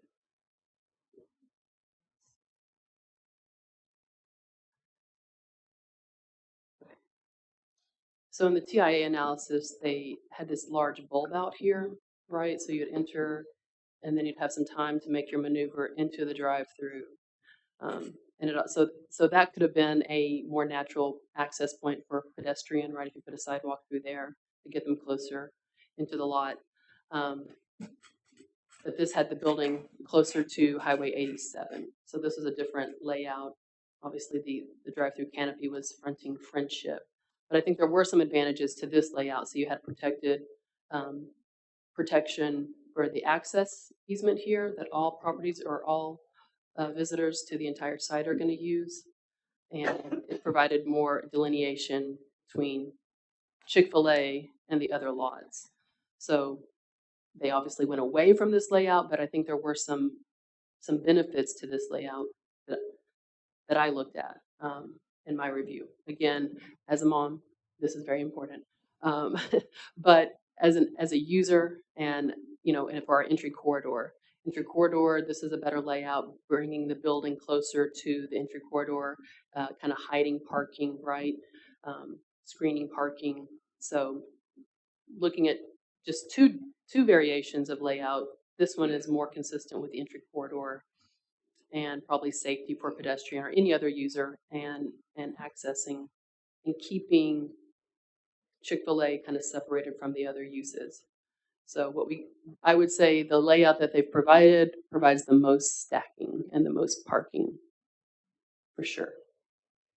I know we're a big deal, but I don't know why we need 54 stacked cars allowance for that, you know, within one. I mean, it's great to get cars off of Friendship, but I haven't seen all 10 iterations, so I'll be picking my favorite out of that. But I think to George's point about, you know, learning to turn quickly, I mean, no drive-through is conducive to having an 18-wheeler drive-through, but if there's a truck trailer situation, it looks to be a little difficult to park in the parking lot because of those curves that run right through the middle. So And we do have modeling software that allows us to model those vehicles. So, I mean, Chick-fil-A is going to get a 18-wheeler that's going to come and deliver all their deliveries for them. We've run that model around these turns and on these access points to make sure that can get in and suffice. Even on the south side there, across from the drive-through exit, you can see there's a striped area. That's to make sure that these vehicles can get in and out of the site safely and make those turns. So that has been a part of the process in terms of general traffic flow. I mean, you can imagine Chick-fil-A, the best operator for this type of business in the country. They have a separate signage vendor that works for them, right? They hire us as a civil engineer, they hire an architect, they hire a sign vendor. They put together a 60-page packet of all the signs that's needed for this entire site. Drive through here, drive through enter, stop, do not enter. So all of that is part of their standard process to make sure that people do know what they're doing. I get someone new distracted, maybe doesn't follow all those signs and striping things, but at the same time, they're the operator. They want people to get in and efficiently and go through the site, and they put together a plan to make sure that happens as smoothly as possible. So just take that for what it's worth, but I do want to make sure you guys were aware of their standard process when it comes to some of these items. in the corner of 87 and Friendship, is that a detention pond? What's on the corner there? No, it's there's a corner clip on the actual right of way boundary, so the right of way is just larger. If TxDOT were to come in at a decel or a turn lane or things like that, that they would have additional room to do that. So that is all just landscaped area that's publicly owned. That's not the private property.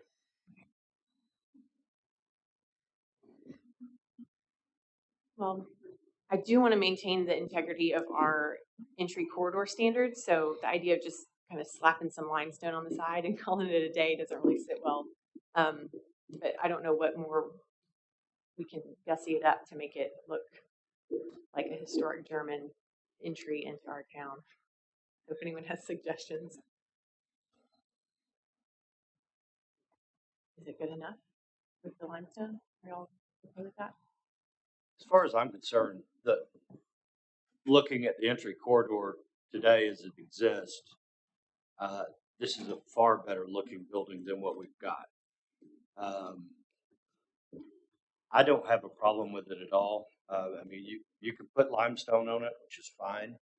I think it's an attractive looking building. I don't think it detracts from our entry corridor. It certainly satisfies a need in our community.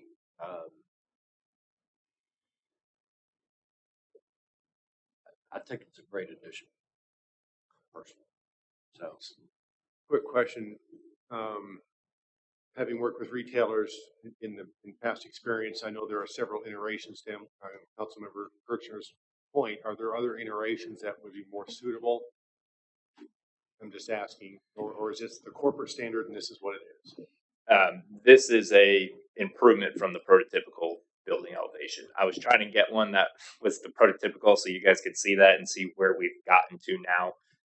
But it's one of those working with the architect and with Chick-fil-A directly to obviously provide something that still meets their standards as a nationwide retailer, like you said, but still meets the local standards. So this is not the standard materials by any means. I think they've increased the amount of glazing on this too in order to comply with the entry corridor. There's a limit just being a restaurant. You don't want glazing into the kitchen and the back storage area and things like that. But so there are several modifications that have been implemented into this building that differ from the prototypical. If the entry corridor standards weren't in place, this would look a lot different, is what I'll say. One last thing. Is there a playground? Is there going to be an indoor playground? There will be an indoor playground.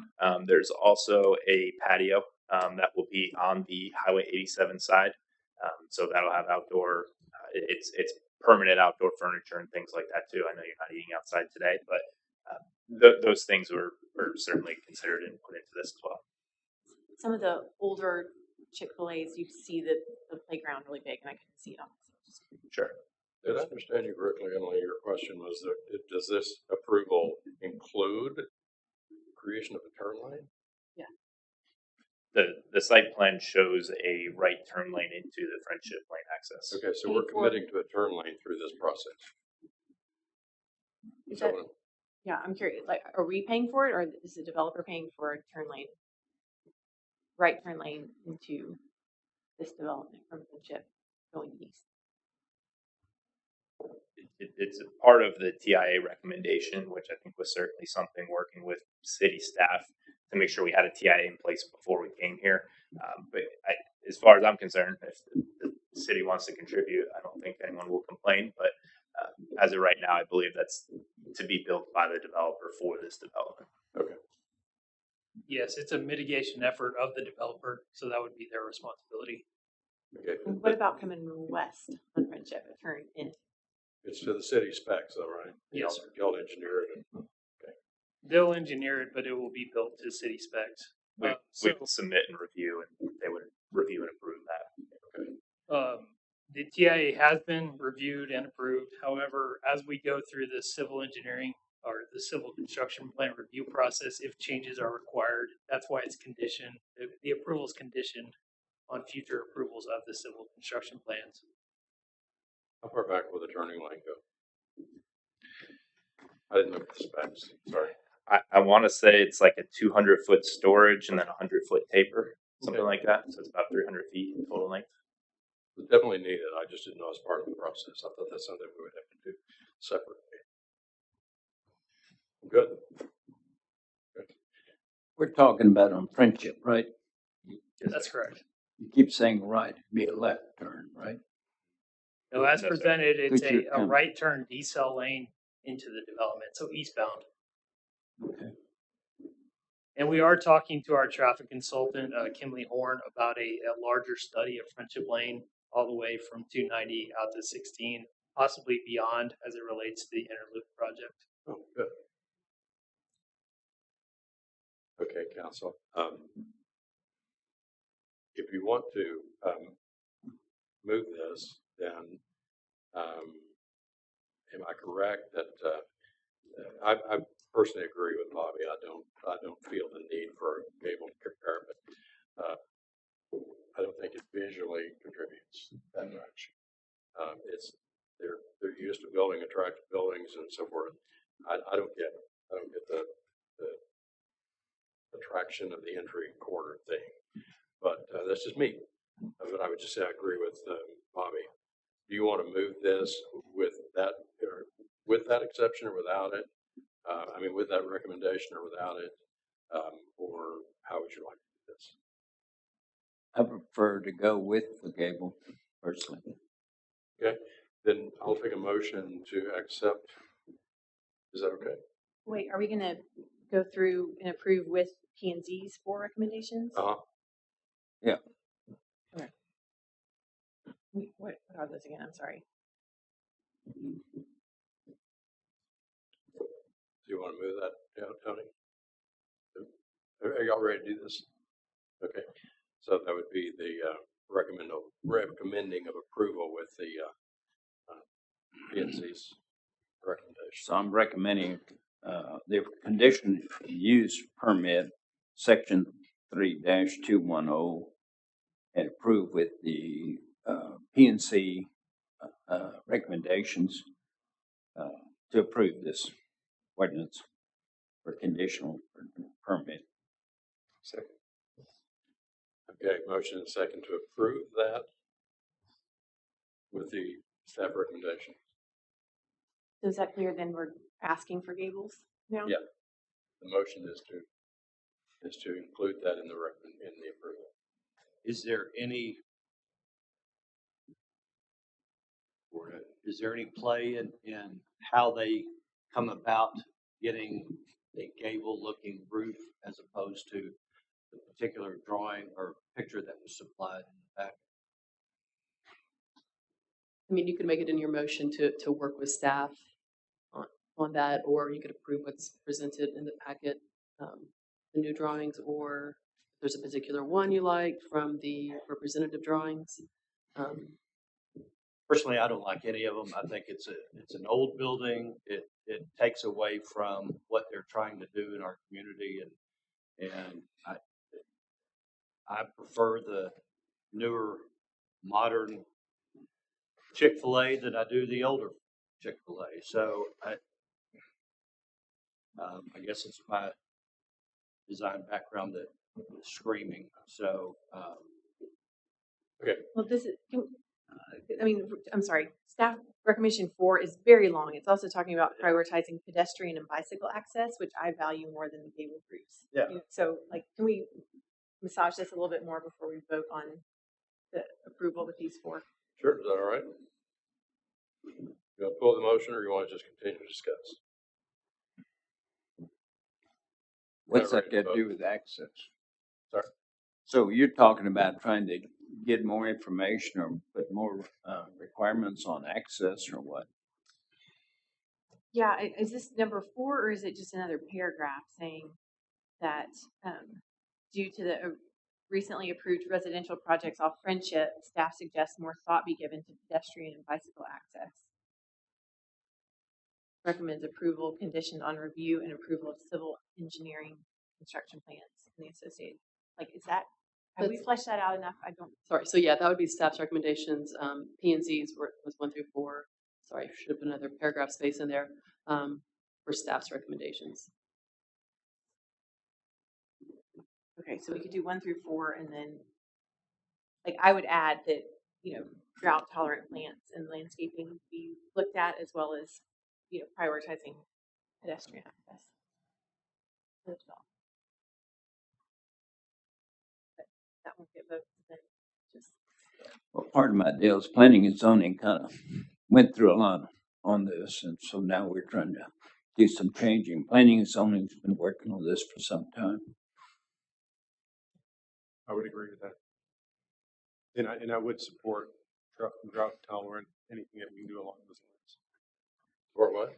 I would support anything that we can do with drought tolerant plants, as Councilmember Kirchner is recommending here as well.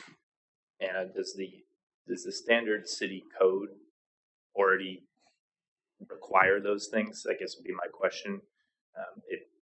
If those requirements are already in place, I know you kind of mentioned on the rainwater harvesting, things like those are already in place. Does that still need to be a condition, just to maybe help simplify this? That's all. The entry corridors speak to recommending the drought tolerant as well, but it's not as explicit, I guess. So if they want to make a requirement, then it's very clear. And that'd be okay, yeah. And it's especially the rainwater, because as you mentioned, it was a resolution, not a requirement. So we have a motion and a second.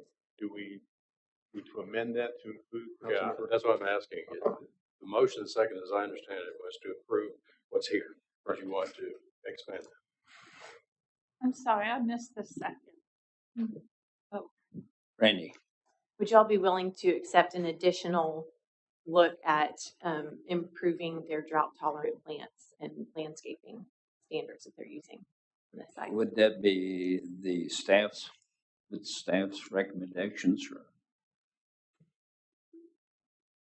It was not in staff recommendation, but P&Z nor staff talked about the fact that we're in a drought and we're letting them use potable water for landscaping. So if they're not using potable water, is it rain collection? Is that what you're asking here? To be able to, there's different ways you can prioritize that through, like, different, well, the plants you use, the kind of reuse where, like, how you gather it. Yeah, rainwater collection is obvious. Well, we can add another approval condition, right? And that has to do with exactly what you said. So that'd be number 5. Condition, yeah. Okay. Is your condition to use drought tolerant plants or to be irrigation conservative? Because see those as two things. Certainly they achieve a similar element, but is that an and or is that a and? I mean, do what you can to add better, you know, more drought tolerant plants and any ways you can conserve water. Okay. The system. So in general, is that something that they work with staff on generally, is to say, how do you like this plan relative to what the council has requested to look at this drought resistant landscape? In other Correct. words, I don't have any expertise except I like the concept. And I don't want to have to direct anybody, but just to say, we're looking at you being more aware and that this has to fit this model that we're approving. Yes, if you make it a condition for approval as part of their landscape plan that they will have to submit, we would check, does this meet the condition that the city council put upon it? The clearer you can be, the easier it is for staff to interpret. So if you want rainwater harvesting. So isn't that pretty standard right now with you for all future? We haven't changed code yet. So maybe we need to put it in there. I don't, if we want rainwater harvesting, that's another discussion. And another cost. It should be, we should change our zoning or ordinance, but I understand your position. I don't mind having water tolerant plants. But to add rainwater harvesting, I think that's another discussion that we should take and change our ordinance if we're going to do that. Okay, well, the motion second is to approve as presented here and without any additions. You want to pull the motion and redo it, or do you want to add an amendment, or how do you want to do it? I guess simplest way to add an amendment. Huh? Okay with you? Yes. Okay. So Emily, do you want to state that as in general, letting staff design follow through with them on that process, or do you want to give them the specifics? Or did you want to? I don't have specifics. I'm not going to hold you to having a rainwater harvesting tank, but I would like for there to be more drought tolerant plants and any. So I will add the amendment with more on the landscape with additional drought plants. Would be recommendation 5, 10. All right. So let's go ahead. Any further discussion on the motion? Ready to call it? Okay. Then let's go ahead and do it by roll call.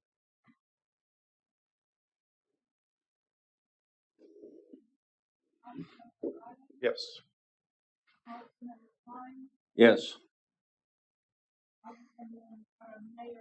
Yes. Yes. Aye. All right. Unanimous approval with those conditions. Hope we were clear. We'll work with staff to clear up any discrepancies. I'm pretty confident that Anna got us clear. Yes. So. We only added one more, so I think we're good. Thank you. Were we clear, Anna? Yes. Good answer. All right, thank you. All right, do y'all want to take a 5-minute? Yes. All right, we'll recess for 5.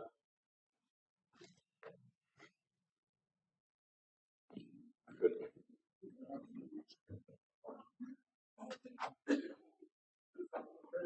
Sorry. One more time.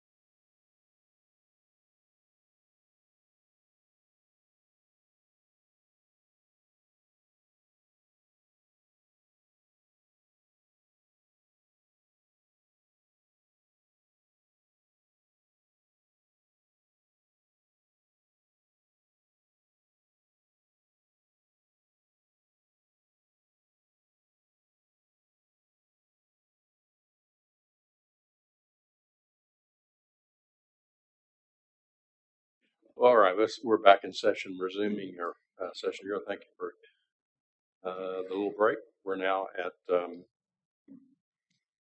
section 8, other action items and updates. First is A, to consider the reappointment of Judge Heupel as backup municipal court judge. Mick, are you presenting this? I guess so, Mayor. This is really a routine matter that I court served as backup municipal court judge for some time, and we're required to appoint periodically, and that appointment is up. So just recommending reappointment of Judge Heupel. Okay. I'll make a motion that we reappoint Judge Heupel as our backup municipal court judge. Second. Motion second. All in favor, aye? Aye. Any opposed? Congratulations, Mr. Heupel. Judge Heupel, thank you. Item B, consider the approval of the Charter Review Committee report, providing proposed amendments to the city charter. Mr. Watson. Good morning still. First, my dog ate my glasses this weekend, so sorry. All in favor? Yeah. First of all, I'd like to thank the committee, and I will read their names. Alan Breacher, Randy Briley, Andrew Colwell, Tim Crenwelge, Sidney Donnell, Tim Dooley, Eric Hammerson, Tom Musselman, Gary Neffendorf, Griffin Cott, and Taylor Williams. And we had ex officio Clinton Bailey, Mick McCamey, Shelley Goodwin, and then I was on I chaired the committee.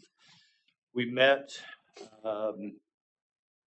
numerous times from mid-July till just recently. We had a public hearing last week.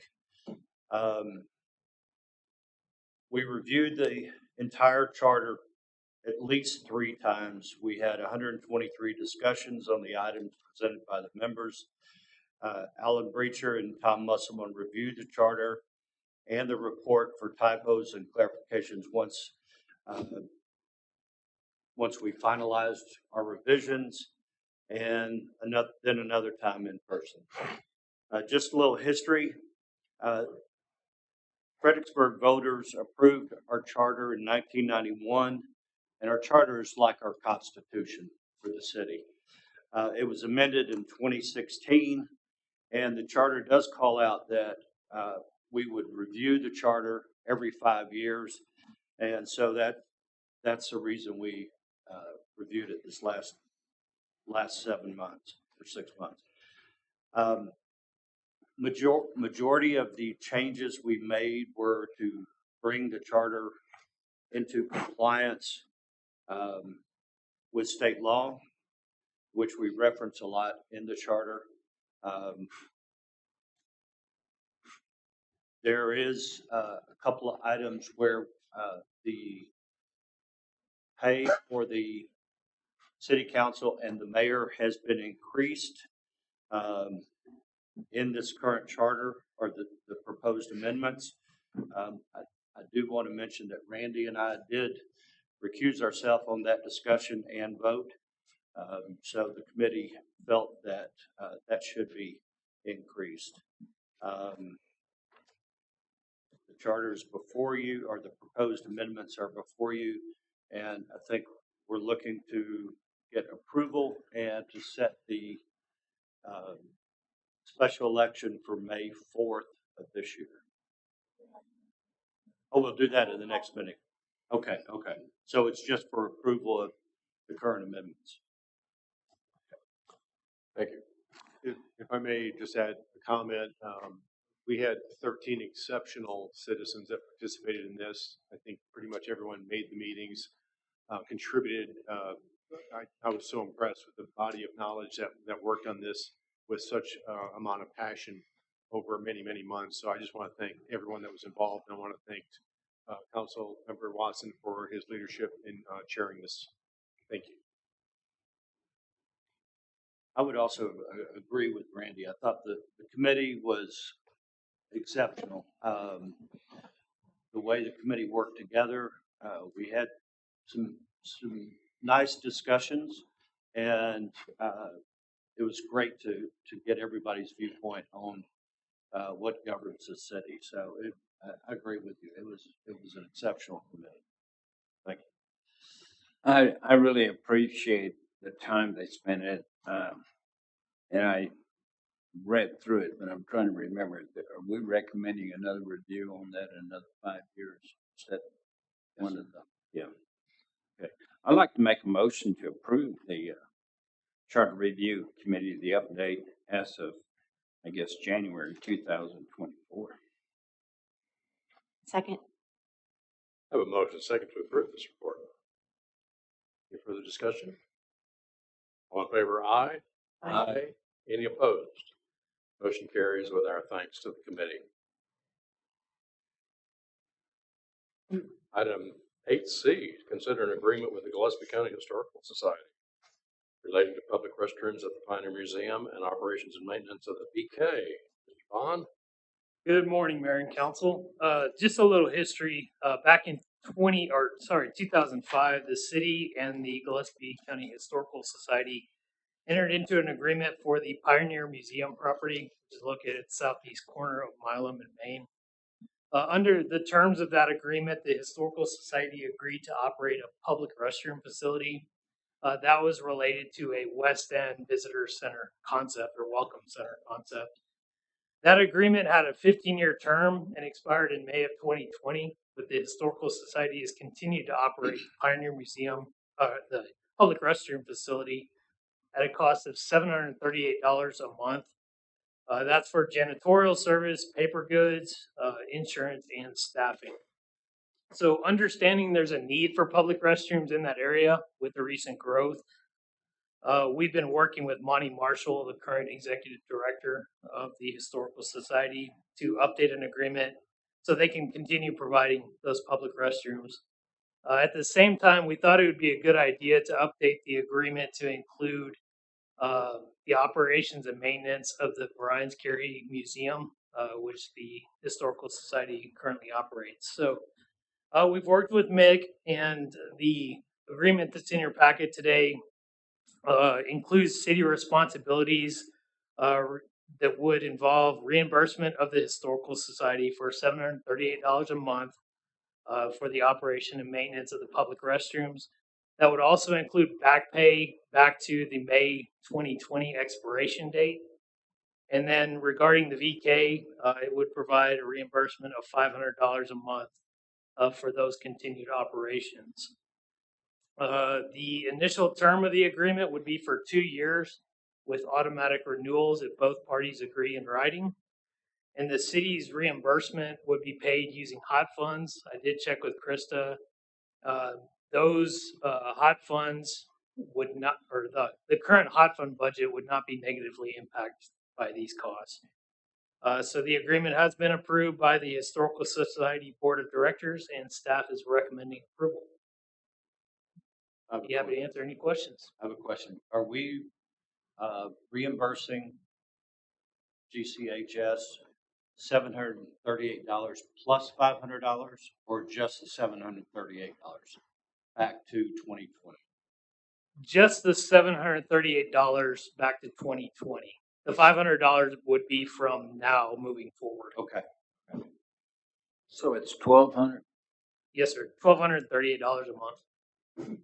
And have those restrooms been public since May 2020? They have. They have the whole time. Okay. It's during their normal operating hours. We did talk to Monty. I think he said around 35% of their visitor traffic doesn't purchase a ticket, so they may just be using it, to go into the Welcome Center and then also use the restroom. And this hot money is coming out of our 2/7 that we keep. That's correct. We got there. Okay.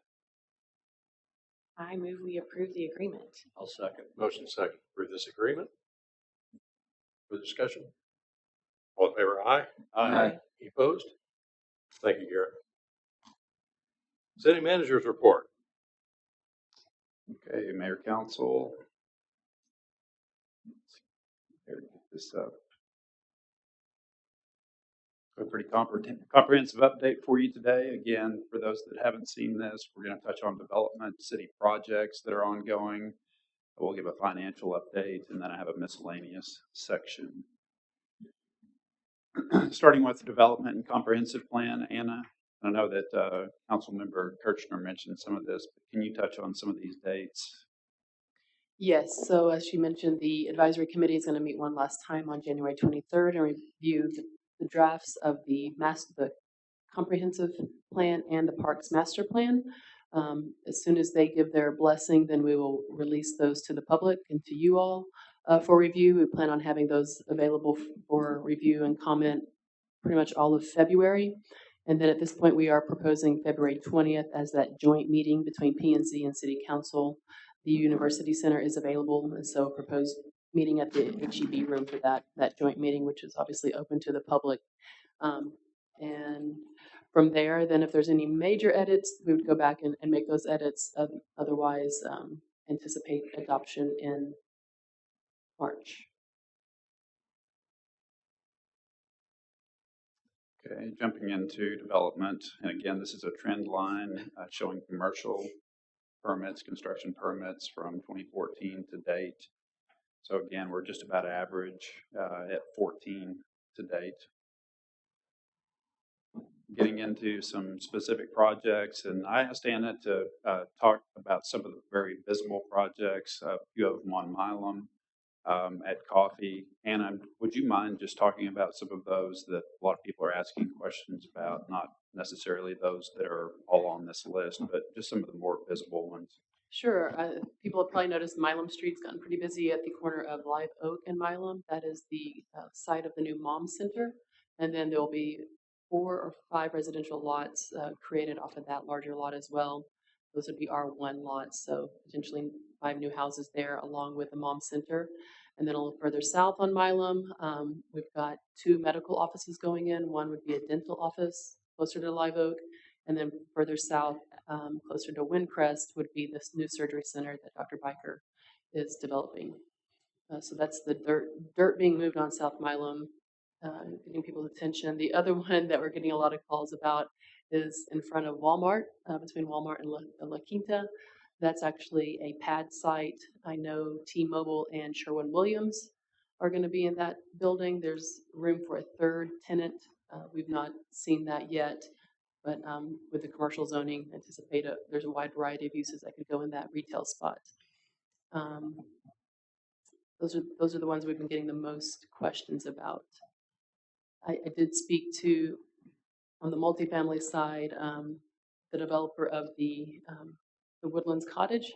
That's the 55 plus going up across from the new middle school. He did say that was about 30 of those were locals that have already kind of signed up, and I think he had about 50 out of the 60 units spoken for already.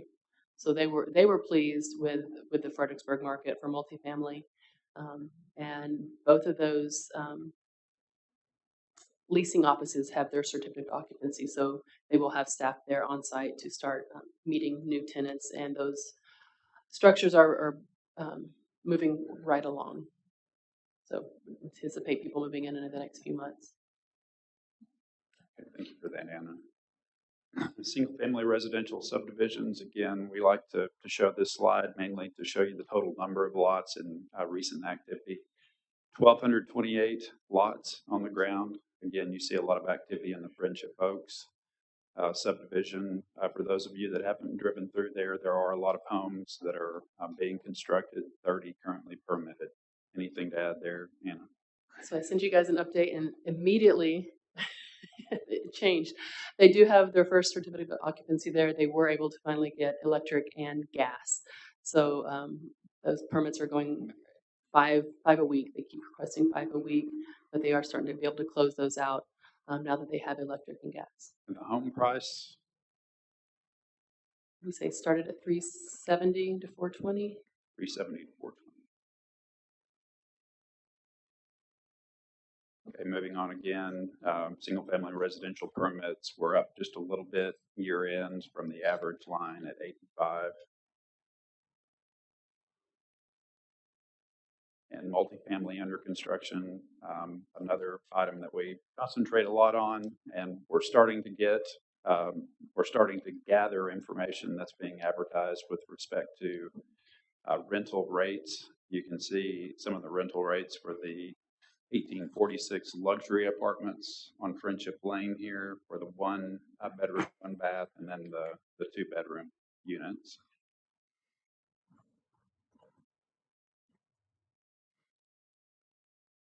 Multifamily recently completed again with rates on some of these. You can see 133 units recently completed.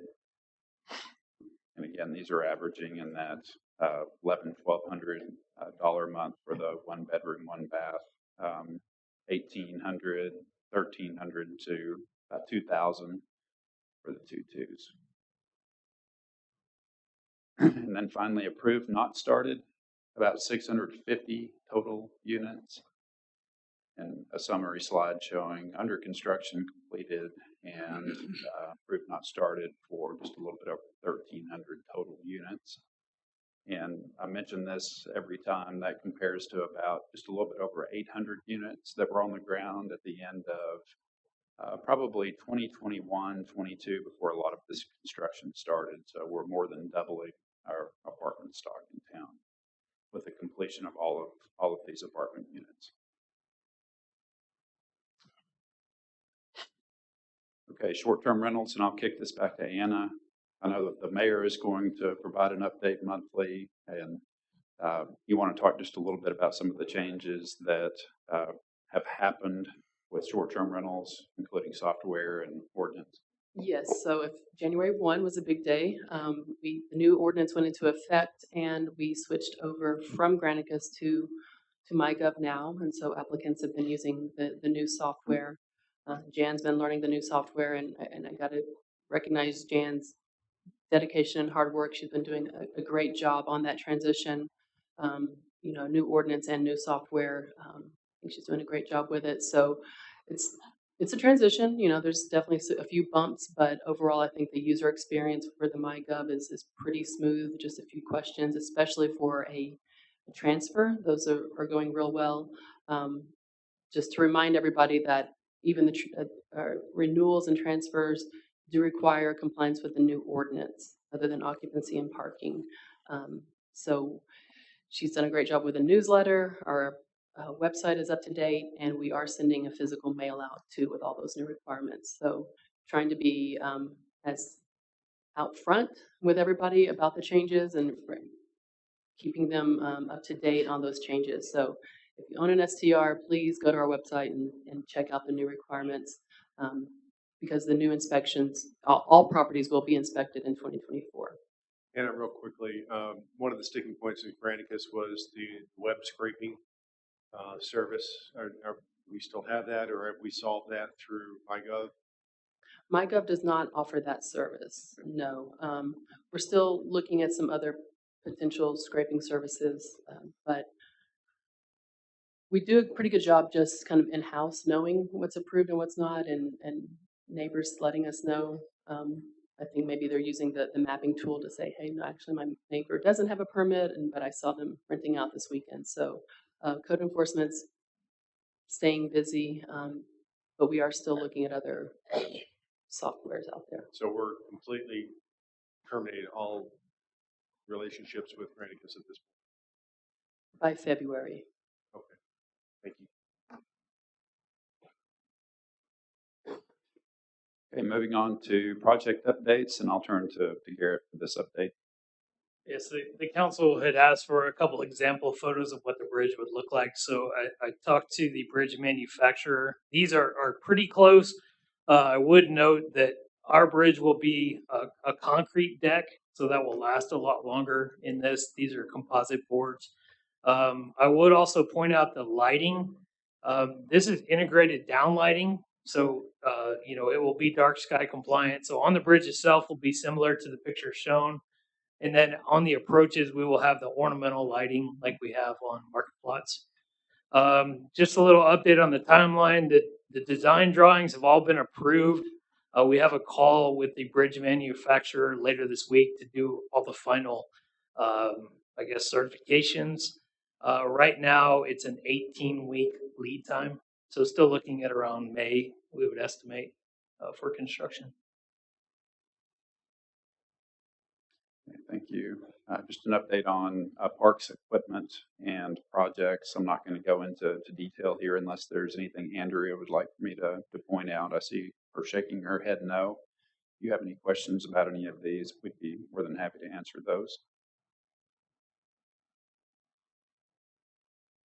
Okay, moving on to our January park schedule. Again, special events. We like to include this as background. We have both January and February special events included.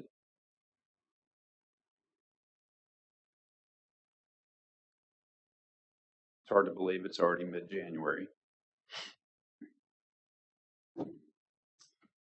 And then finally, Cross Mountain Park cross replacement project update. Garrett, Andrea, either one of you want to talk about this one?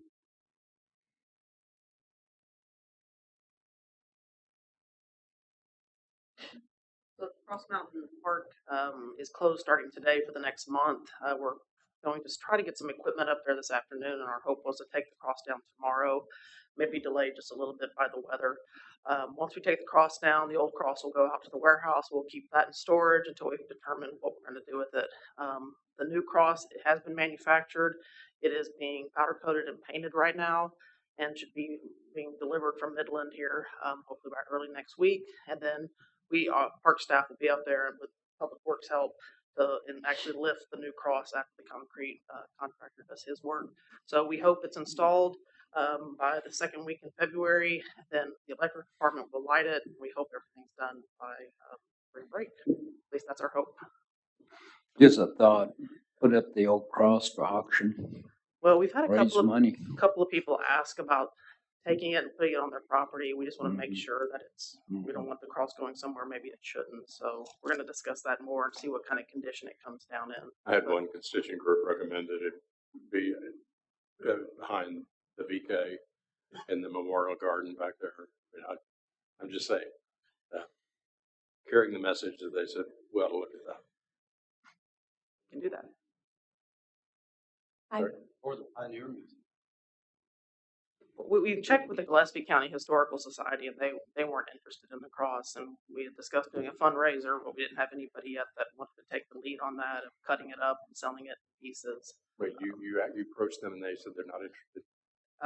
Yes. Okay.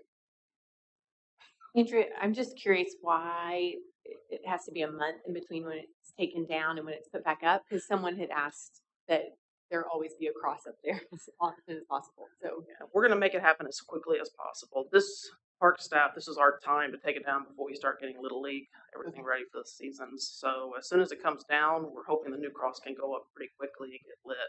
We just have a month just because of weather and other delays that we hope we can get one up there as quickly as possible. That's our goal. Thank you. Thank you. Okay, thank you, Andrew.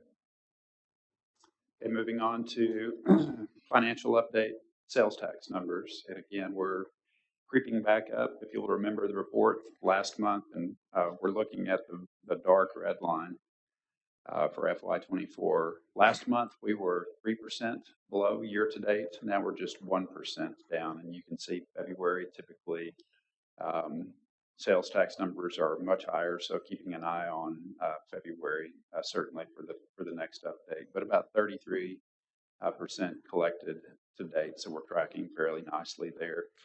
One of the things I mentioned last time is really how much we've grown in sales tax from 2021 to date. Again, we started in 21 at 7.6 million. About $1 million, 1.1 million over that in 2022, and then again up 9.1 million in 23. Okay, I'm going to skip that and move to electric revenues again, tracking on average for residential and commercial consumption and revenue. this cold weather will certainly help with that. On the water side, just a little bit below average. And again, we're not really going to see a lot of this until we get into the springtime. We'll start paying a lot more attention to both residential and commercial here. I will say that going into the spring this year, I think people have gotten used to stage 4. You've seen a lot of landscapes that are being re-landscaped, a lot of xeriscaping and so forth. I think you'll see that trend generally down a little bit regardless of what stage we're in. I think people are just more conscientious about the amount of water that they're using. Again, we'll track that, especially the revenue in the following months. Okay, jumping into the miscellaneous update, starting with the police department calls for service. You can see we're up just a little bit from last month, getting back to more of that normal line, 1,518 calls for service. And the following couple of slides are a breakdown of the calls. Arrests, we have 36 total. And again, just about on like we were last month, down a little bit when you look at the entire year. Warnings and citations up just a little bit, but again, tracking about average.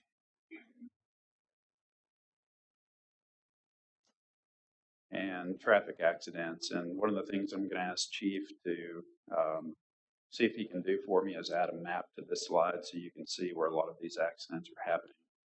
But about 72 total accidents within the city, 62 minor accidents, although 10 major accidents. And we had an accident at the intersection of Austin and North Cherry Street. We had just had a town hall, and a lot of folks expressed their concerns about that particular intersection.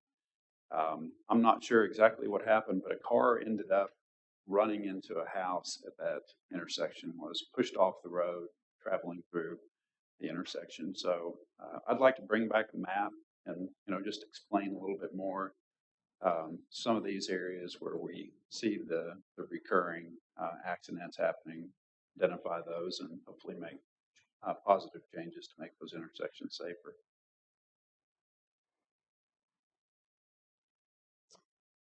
Okay, again, update on criminal investigations.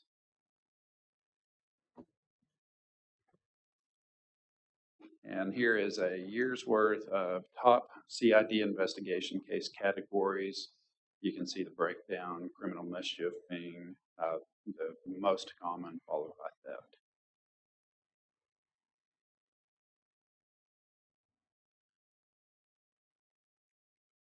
Animal control intake at 61, 31 dogs, 30 cats, 49 animals reclaimed or adopted.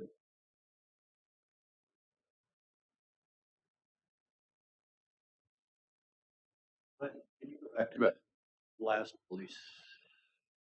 Next one. Back. Stupid question. What's the difference between theft and burglary? Chief? Well, burglary is by, no. I'm thinking of robbery. Yeah, so burglary would be somebody breaking into someone's vehicle or house or shop or business and stealing something. Theft would be typically those are our Walmart thefts where somebody goes into a store and they put on something, hide something, walk out without paying for it. Okay. So it's breaking and entering and then not with theft. Thanks.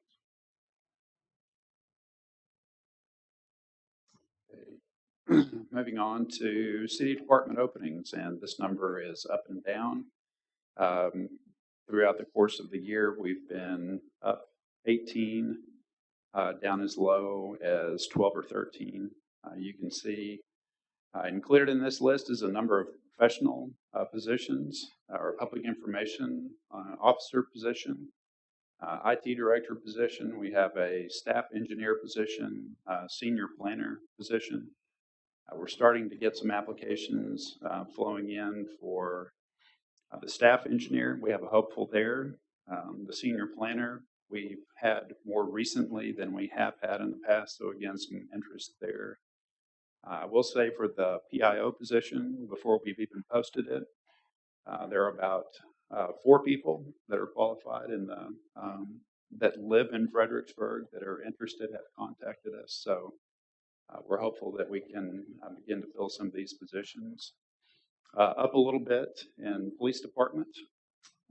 Again, that number fluctuates up and down, I think, with the police foundation and working on housing again. Some options there tied to that foundation. We hope to attract and retain officers a little bit better moving into the future. And we've already started advertising for lifeguards. And by the way, it's 20 degrees outside, so we're talking about lifeguards starting early this year. And recently filled positions in the sanitation department. We actually had an employee come back that was with us back in 2013, 2014 timeframe. So a very experienced individual in Greg Powell.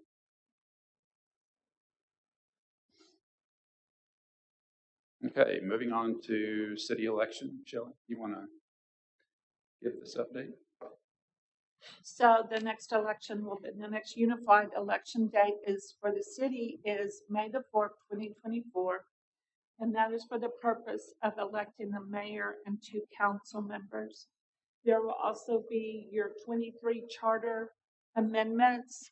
For the filing period for the mayor and the 2 council positions are January the 17th through Friday, February the 16th at 5 p.m.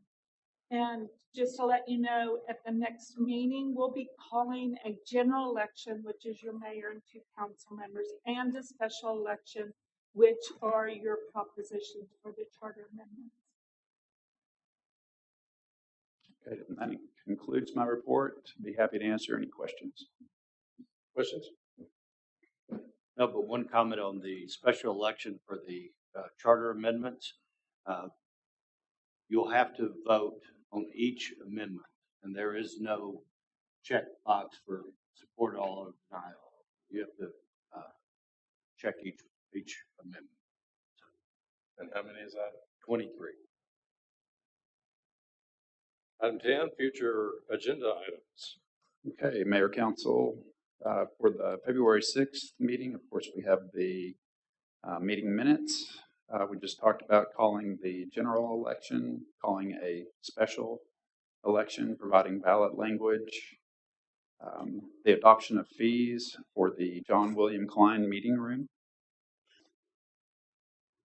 We have the approval of the Touch House fees and other recreational fees. Consideration of an agreement with Fredericksburg Friends of the Fields relating to the soccer complex at Oakcrest Park. Consideration of a resolution of support for ARX Advantage relating to the rehab of Fredericksburg Senior Apartments. And recently had a request from Bobby and Tony to add the discussion of the Fredericksburg Food and Wine Fest back to the agenda. And that is all I have for the 6th. Any additions, anything you'd like to see come off? Thank you.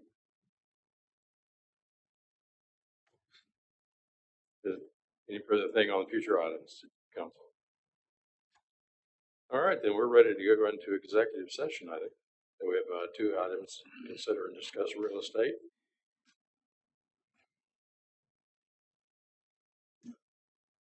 I move that we go to executive session. Second. Motion second to go from regular into executive session. All in favor, aye. Aye.